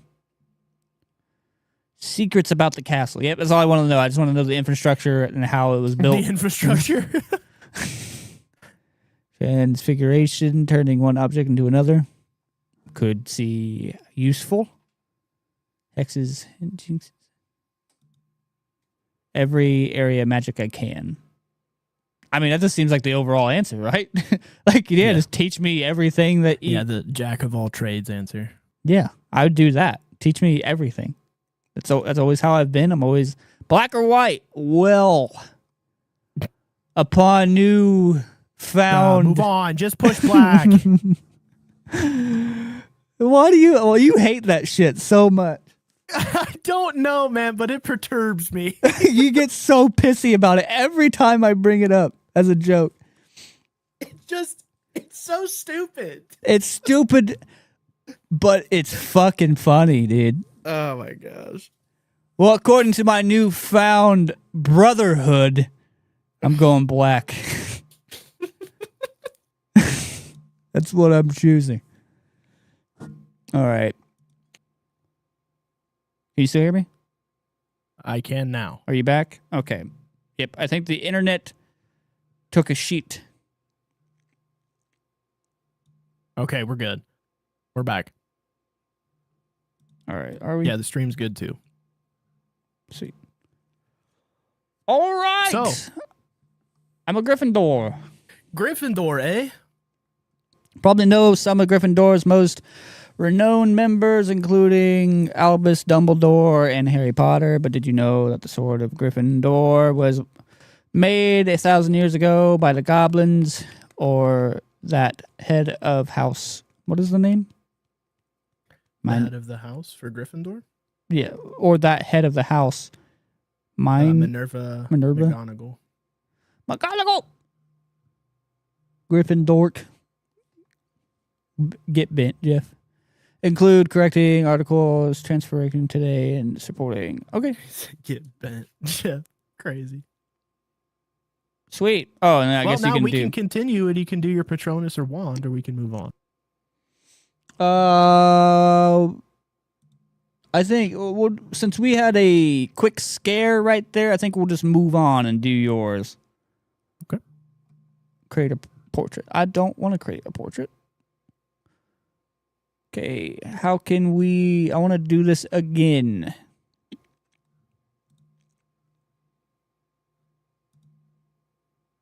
How do we do this again?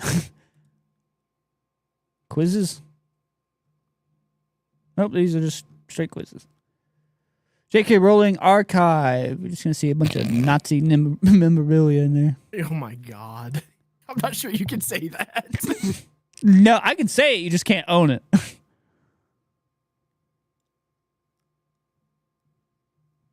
It's not defamation. It's just a fact.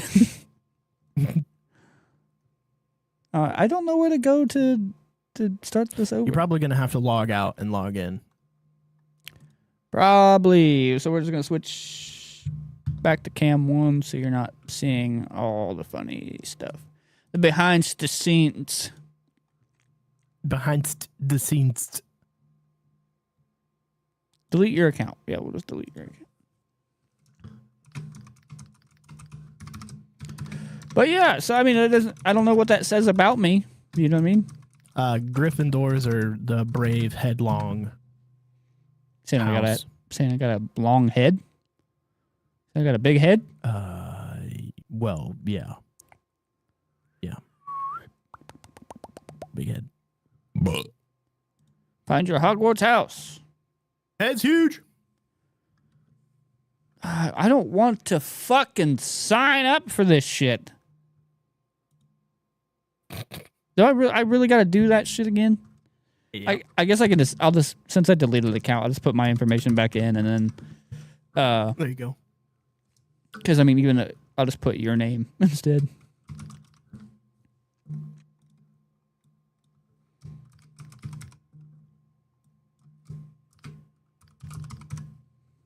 Oh, he spelled it right. I was worried for a second. I'm not going to lie to you. What? First you think I'm fucking stupid, and then you think that I'm just a shit friend that don't know how to spell your fucking name. Okay, no. It's not that. I have misspelled my last name before. All right, let's move on before James keeps thinking that I'm a shitty fucking friend. All right, let's do it. All right, we're back at it. Make sure we're still going good. I just accidentally hit the Xbox app. Shit. All right, we're still good. 10 minutes to reconnect for me. Okay. Yep. Nope. We're still looking good. Just had to check and make sure before we kept going. All right, now we're doing it for James. So James, you're just gonna pick it. I won't have to reread it since we already did it. Dusk. Oh, you got different things. Given the choice, would you rather invent a potion that would guarantee you glory, love, power, or wisdom? Wisdom. You want wisdom? Mm-hmm. You want to be big brain? Which pet you taking with you? I will take it a cat. Take it a cat. I'll take it a cat. Nope. Ginger cat. Hey, that's Shanks right there for you. White cat? No. Siamese? No. I do enjoy Siamese cats. Tabby? Mm-hmm. Black. You did black. Taking Rukia with you? What are you most looking forward to learning at Hogwarts? All about magical creatures and how different. One. Oh, you don't I want to remember the options. Okay. You just want to learn. You just want to befriend an animal. Which of the following would you find most difficult to deal with? Loneliness, boredom, hunger, being Shut ignored. up, bro.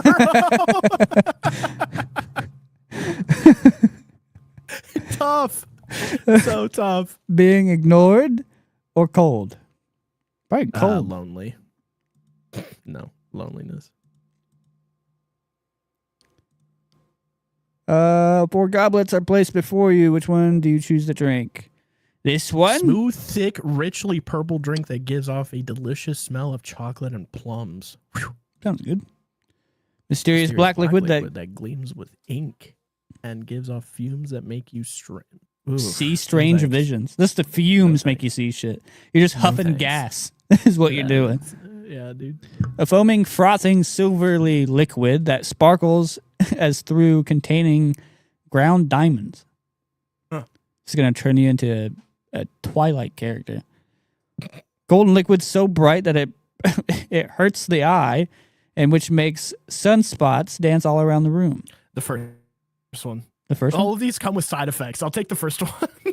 But this one's golden. Who knows what it does to you? Yeah, it was see sunspots for the next 6 hours, dude. I'll take the smooth, thick, richly purple drink. It's just a chocolate smoothie. It's just delicious. Plums are decent. One of your housemates has cheated in a Hogwarts exam by using a self-spelling quill. Now he has come top of the class in charms, beating you into second place. Professor Flickwick is suspicious and at what happened. He draws you to one side after his lesson and asks you whether or not your classmate uses a forbidden quill. What do you do? Next. We just say tell if your classmate's prepared to win by cheating and just find out also you both same house. Okay. You would not wait to be asked. You tell the professor the truth if you knew that somebody was using a forbidden quill, and you would tell the teacher before the exam started. Damn. No, not It's that a one. snitch. Lie and say you don't know, but you hope that somebody else tells professor the truth. Tell the professor that you ought to ask your classmate, and resolve to tell your classmate that if he doesn't tell the truth, you will. It's like, I don't care. So I mean, It's not like my business. So, I mean, this one is kind of like, it's like, hey, you ask him, like, you giving your friend an opportunity to tell the truth. You know what I mean? Yeah, I'll go with the last one. It's like, I'm giving you a chance to be a man. Do it. All right, heads or tails? Tails. Sorting out is ready to make its decision. All right, we still connected. Hufflepuff. I knew it. You probably knew that some of the Hufflepuff's most renowned members include, Tonks. Nymphadora, Tonks, and Cedric. She likes to Diggory. fuck. Tonks That likes is to Professor fuck. Lupin's wife. She dies at the end of the last movie. Well, she died doing what she loves. Fucking. All right. Well, She that's died who we fighting evil wizards. did. Yeah. Fighting the wand, you know what I'm saying? Still a Hufflepuff. I've always been a Hufflepuff, baby. Damn it, I could have scrolled down and read more stuff about it.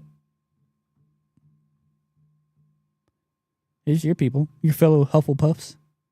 Them's my folk. Newt Scamander. The sorting has spoken. You're not alone. Fellow Hufflepuffs. Okay. To the loyal Hogwarts house. Okay. That's about it. There's no like. Dedication, patience, loyalty. What's up, baby? Let's see if there was like any other sort of information that like kind of showed. I should have did it to mine. Shit. Whatever. I'll take it again. Yeah, just take the whole damn thing again. Well, Sign actually, up again. we'll go. I'm gonna go back to Google and see what does your house say about you.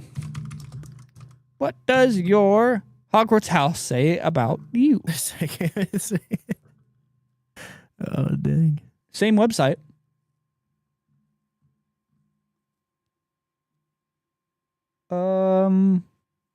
pluckiest as most daring students. The house colors are scarlet and gold. The common room lies in Gryffindor. In the head of the house, Professor Minerva McGonagall.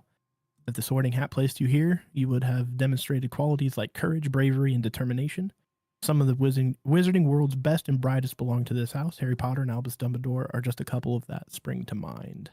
If you were lucky enough to end up in Gryffindor, we imagine you're the type of person who likes to stand up for the little guy, challenges authority, has a tendency to act first and think later, is known as a class clown, and takes board games very seriously. Yeah, you do. Yeah, a little bit. Do. Yeah. Go scroll down to Hufflepuff. Hufflepuff is where you will find the most trustworthy and hardworking students. In fact, out of all the houses, Hufflepuff has produced the least number of dark witches and wizards. What's up? The badger is a symbol of this house. The colors are yellow and black. The head of house is Professor Pomona Sprout, and the common room can be found near the kitchens in Hogwarts. There's an idea that Hufflepuffs are the least clever of the Hogwarts students. Dumb as shit, dude. That. But that is not true. Hufflepuffs are just the most humble of all the houses. Feel the need to shout about their achievements in the same way as the others. If you're lucky enough to be sorted into this house, we can imagine you're the type of person who has a strong moral compass, always works hard, and the most loyal friend. Knows it is the taking part that counts, and always has the best snacks. Humble and huge. What's up, baby? Humble and huge. Humble and Watumbo, baby. Oh, Jesus. Well, that's our houses. That's what they say about us according to the official Harry Plopper website, I'm assuming. They call me the Hufflefuck. Do you want to see her archives? I was just like, it just has the Marauders map. Art and shit, I guess. It's a fun little thing. The Marauders are the group of Professor Lupin, Peter Pettigrew, Peter Piper, Harry Potter's dad, James Potter, and Sirius Black. The name on the top of it is I don't remember what it's called. I don't remember. I don't know. All right. Well, that's what our houses were. That's what they all say about us. My camera started falling again. Yeah, no, I mean that was a good one. I was kind of like I won't lie, I was kind of like hesitant about this episode because I was like, I don't know shit about Harry Potter. I told you, man. You just ask me questions. We'll fill it out. Yeah, that's what I was like. I was like, I might have to ask some questions. No, it was a good episode. Finding out the houses and what they say about me. Luckily, it's a good. Which is, I think, more true than we thought. Really. Oh yeah, no, some people look at zodiac signs. I look at what we just look at what house you in. So fucking zodiac sign, dude. What fucking Hogwarts house you in, dude? Yeah. What faction you a part of? You know what I mean? What's your game? I'm in the red faction.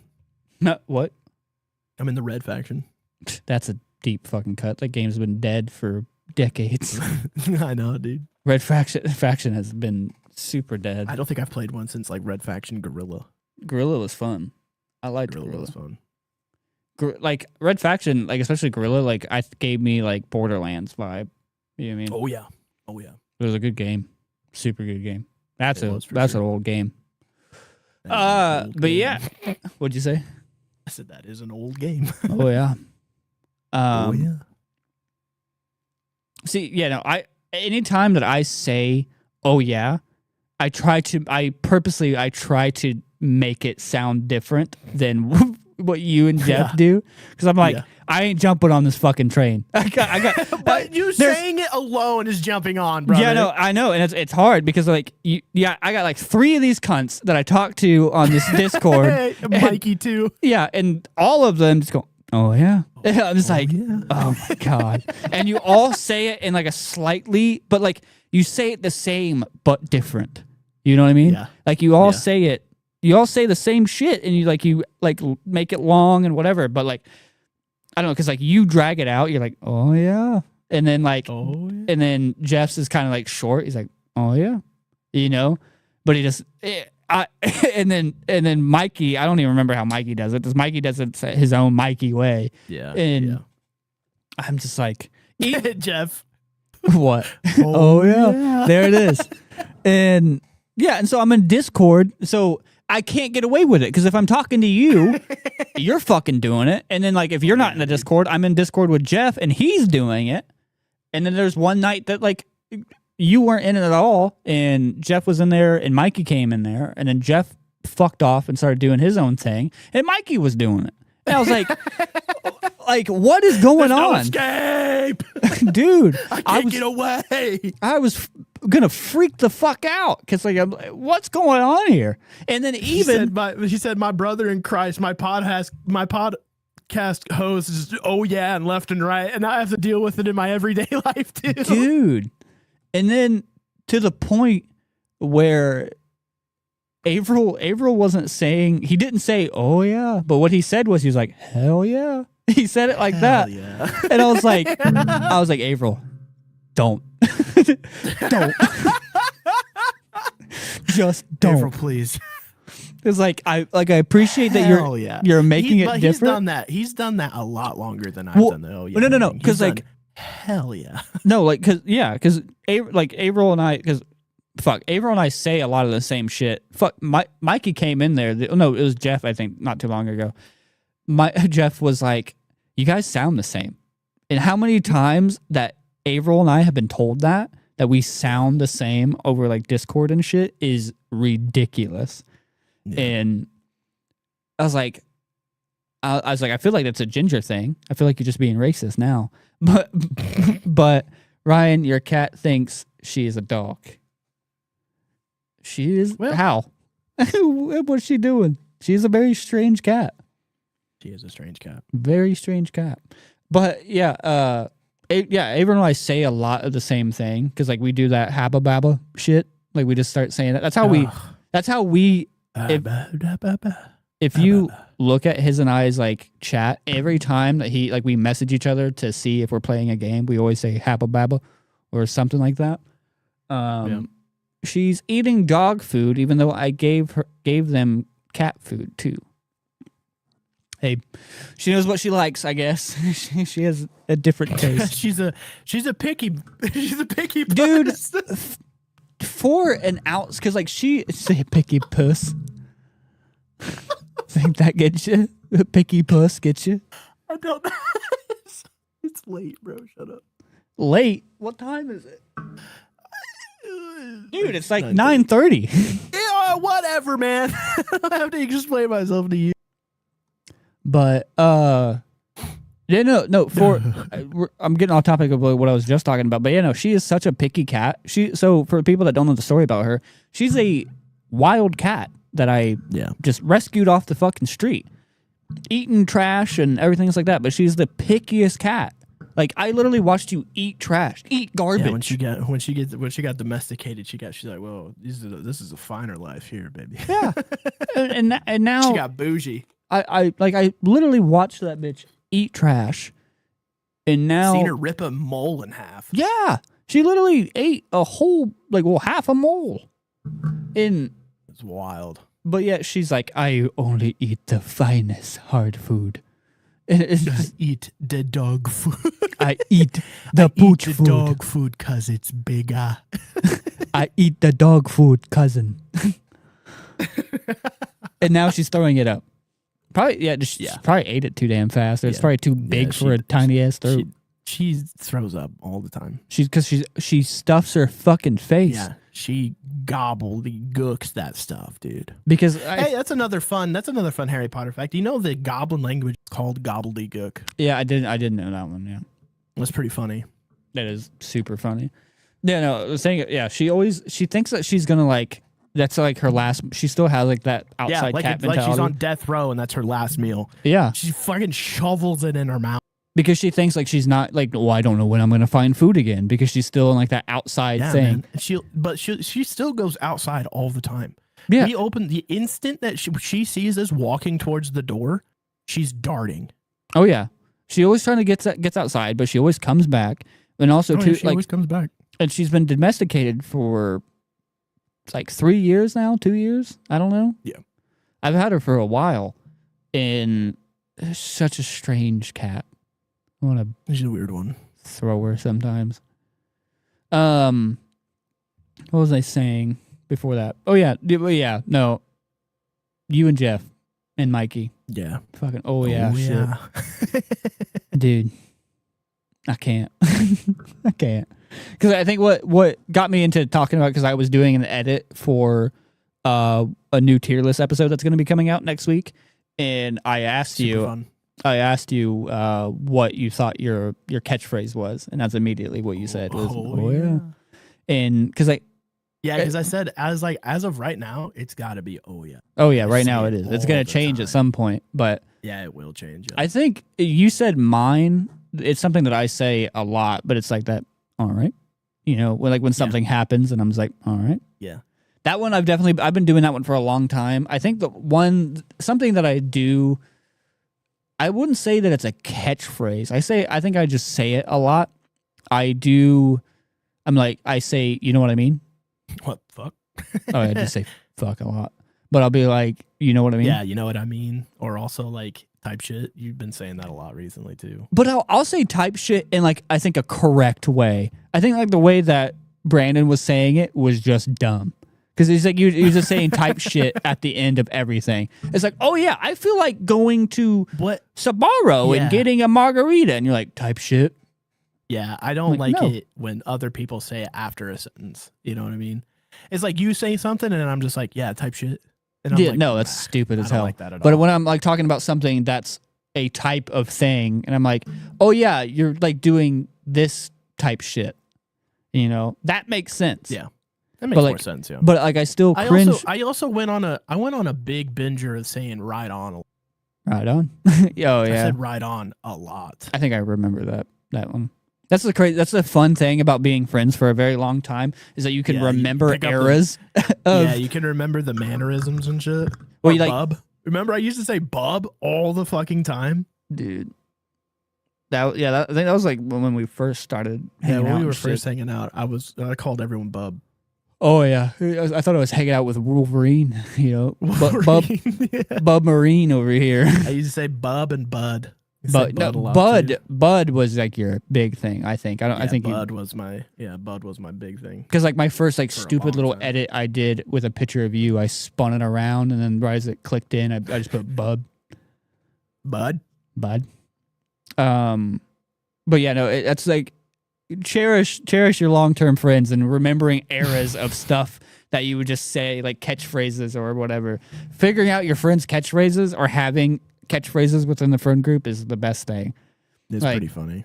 Inside jokes are pretty funny too. Oh yeah, Ann and I have a little one that we do of there's this video of this dog where this lady's she was stop barking at me or stop hitting me or whatever, and the dog's it sounds like he's saying or what. Or what? He's kind of barking at her, but whenever he barks, it sounds like he's saying or what. And so every time that we fuck with each other or something, or she messes with me, and she says or else, and I just go or what? I just get in her ear and I'm like or what? Or what? Yeah, and I just start doing that. Me and Savannah have an inside Cece. We were walking around Walmart one time, and Cece out of nowhere just goes, wait, is that a character? And we were so confused because she would not explain what she was talking about. I hate that, dude. Catherine does that so much. It fucking drove me nuts. I was like, what are you talking about, dude? We get back to the car, and I was like, Cece, what fucking character are you talking about? She's like, I don't know what you're talking about, Dad. Yeah, dude. Okay. Don't gaslight me. Yeah. So now to this day, we just did it earlier. I woke up and I walked out of the bedroom and I was like, wait. And Cece goes, wait. And I was like, is that a character? And she's like, that's a character. Jesus. It's fun shit.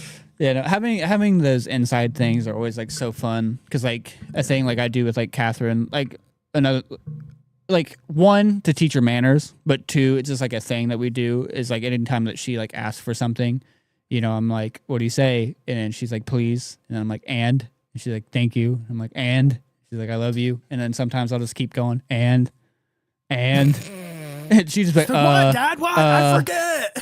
yeah. And I'm like, and.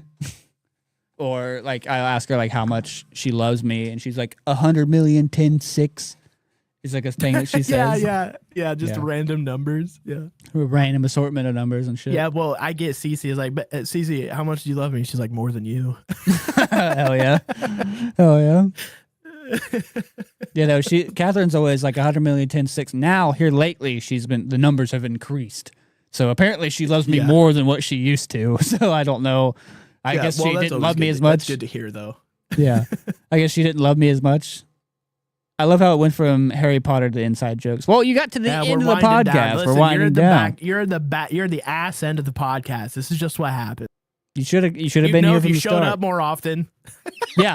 You would know more if you supported your fucking husband and your best friend. You know what I mean? You'd know more if you were a good wife and a good friend.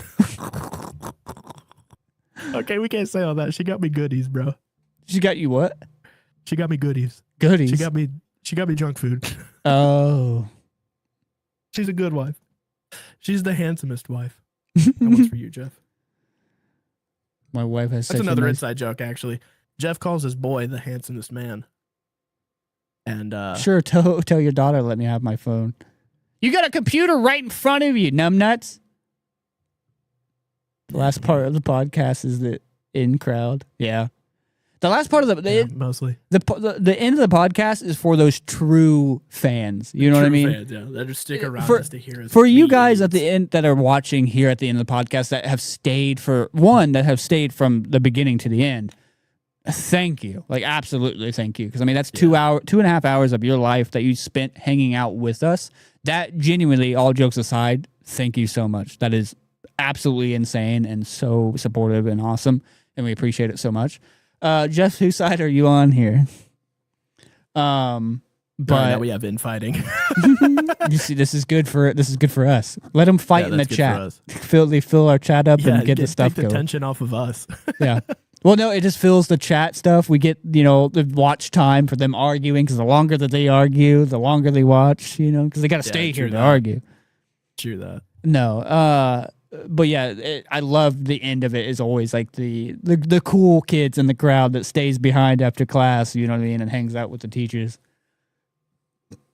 But what were you saying was like the inside joke with you and Jeff? And like, oh yeah, so Jeff's nickname for his son is the handsomest man. So I after like 6 months of hearing that, I started calling Savannah the handsomest wife. Hell yeah. Like, yeah, I got a handsome wife.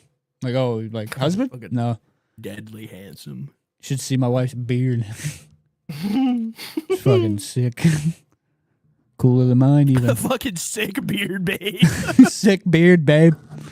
Sick beard, babe. Like what you're doing with your stash there, mama. Mama. I called her mama the other day. She looked ew, dude. No, I call Anna mama, and she loves it. She loves it when gross. I call her mama.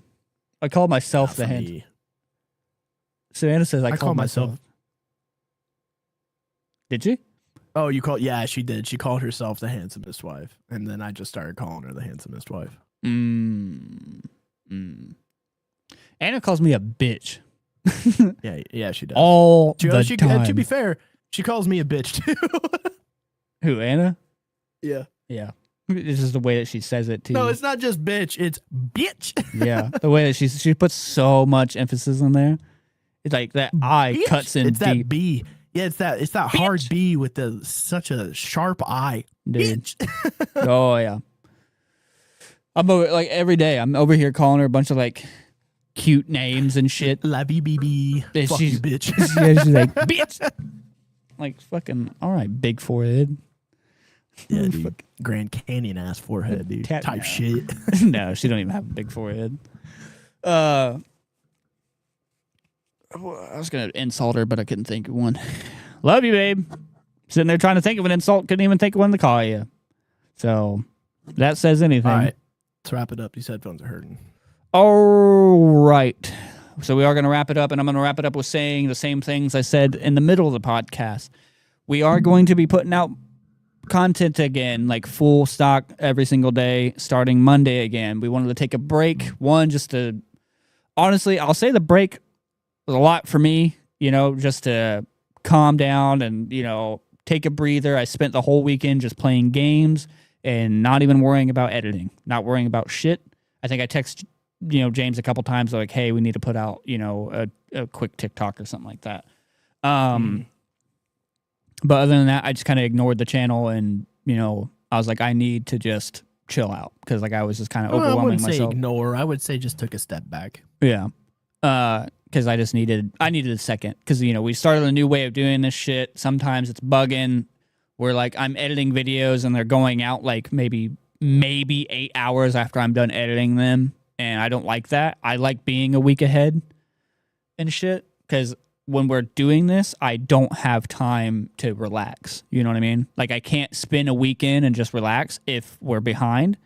So, we just needed a second to catch back up so we can do this stuff.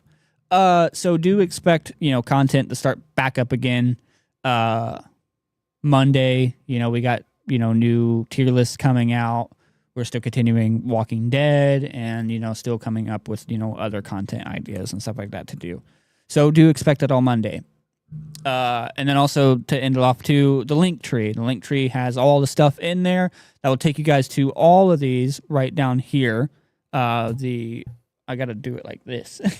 All the, social medias and stuff like that, TikTok, Instagram, Creative Sanctuary, and then, our Cash App. Our Cash App is used because in that link tree is a form, Google Doc form that you guys can submit your stuff to us so that way we can showcase it, build this community up because this channel is based around a community and a lot similar to what Jen's doing at the Creative Sanctuary. So that way we can showcase the love, submit your music, submit your art so that way we can show it up on the screen throughout the 10-minute pre-show that we have at the beginning of every single podcast that we do. And, we will show it.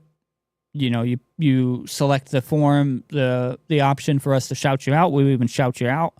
So you get kind of like a double shout out there, not only just on the screen, but then us talking about it. A shout out, but then another shout out. A shout out within a shout out. You know what I mean? Shouts out. Shout. You make me wanna. I was thinking of Shout by Shout. Yeah, that one. Let it all out. Isn't that Tears for Fears? Is it Tears for? Yeah, I think it is Tears for Fears. Maybe is it? I don't know. Shoutception. That's right. Shoutception, 100%. But also within Galaga, within that link tree, there is a free 30-day trial for Hulu. You sign up, get your free 30 days, go watch all your fun favorite shows and stuff. Go, what the fuck are you doing? I just look over and your ass rolled back there playing Galaga, baby. Playing fucking Galaga. The fuck? All right, well, I'm going to go back to talking about get a 30-day trial in the link tree. It's in the bio of our channel, so the link tree will have all the other stuff, but you'll see that 30-day free trial of Hulu. So you can go there, click on that, sign up, get your free 30-day, watch all your shows. You got, The Rookie is the show that I'm watching right now on Hulu. Super good. Go watch the new Modern Family, the stuff about Natalia, what's her name? That girl with like the dwarfism and stuff. Really good show. I watched all that. Super good. Super worth watching it. Has the girl from Grey's Anatomy in it. Super good. And then there's also another link for 10 free meals for HelloFresh. HelloFresh is super dope. I did HelloFresh for the longest time. I loved it. You get portion controlled meals catered to whatever that you choose. There's vegetarian, pescatarian, vegan, all that stuff. They send you all fresh ingredients and a little. Fuck, I suck at that game. I think I have the record, don't I? No, I beat your record. Oh, did you? I don't think I set a huge one. Right now. No, yours is only 16, I think. But it'll send you like a little paper, just a little flat piece of paper that shows you how to cook it all and what to do and everything. You just got to follow it. So it keeps you in the kitchen, making your own meals, make you feel like you're doing the right thing. But also, the big thing, no grocery shopping. You don't got to go to the store and all that bullshit. So, because Lord knows, nobody wants to do that. I hate it. I hate going to the grocery store. So that's why I love it. Actually, you know what? I've grown to love grocery shopping. but I don't get out of the house much. So I like grocery shopping only for the reason to get out of the house. Because if we're not going But grocery shopping, I'm not HelloFresh- getting out. HelloFresh, pretty nice. Oh, super nice. You get nice containers. They send it like, It's quality food too. yeah, it's all fucking, it is fresh. It's genuinely, it's all fresh. Hello, it's fresh. Yeah, like quite literally, like it's super good. Like I sent something, they gave me ginger for something, and it was literally just a fresh ginger Hunk root. of ginger. Yeah, it wasn't some already processed chopped shit. It was like a legit ginger root that I had to cut and dice and do everything with. So highly Hope you're recommend ready that. to work. Oh yeah, teaches you a lot of shit. Makes you fall in love with cooking a little bit. As you should. Cooking's fun. It's necessary. eat your fruit. Eat your vegetables. But the thing is it's not necessary. But it is. You got to cook food. You got to eat. You don't. You fast food. What are you talking about? It's better that you cook food for sure. I mean, if you don't want to die early, get HelloFresh. Yeah. Now that's a fucking slogan. If you don't want to die early, get HelloFresh. If you don't want to hit an early grave, get. Yeah. That's the one. But yeah, all that stuff is in the link tree, all ready for you guys to click on and hit and everything. Highly recommend doing that. Just to, go get on these other platforms where we share stuff and everything. And, free 30 days of Hulu. Take it. But 10 meals of HelloFresh. yeah, yes, sir. Hello. It's fucking fresh, dude. Hello, Hulu. Hello, early grave. You want to go to that early grave board too? Get your Hulu. Yeah, you want to go to an early grave board and hungry? Get your free 30 days of Hulu. Get 10 free meals so at least you can die fully Yeah, fed dude. and unboard. Fully fed and caught up. Yep. On all the latest shows Hulu has to offer. Jesus. All right. All right, guys. Yep. Thank you guys for coming and hanging out. And we will see you again next week, starting Monday. And we'll start next week with the next week's podcast. Are you part of the Illuminati now? What'd you say? Nothing. What did you say? Did you say pussy dinner? Is that what you said? No, I said it looks like a giner. Oh, I thought you said pussy dinner. It's like, what? And then I just go, Yeah. That's why I was like, I'm so confused. no, dude. Like, God. what the hell? All right. Well, everybody, good night. Reba's deer cheese. Yeah. Yeah, what Jeff said. Hugs and kisses. All right. Fucking bye.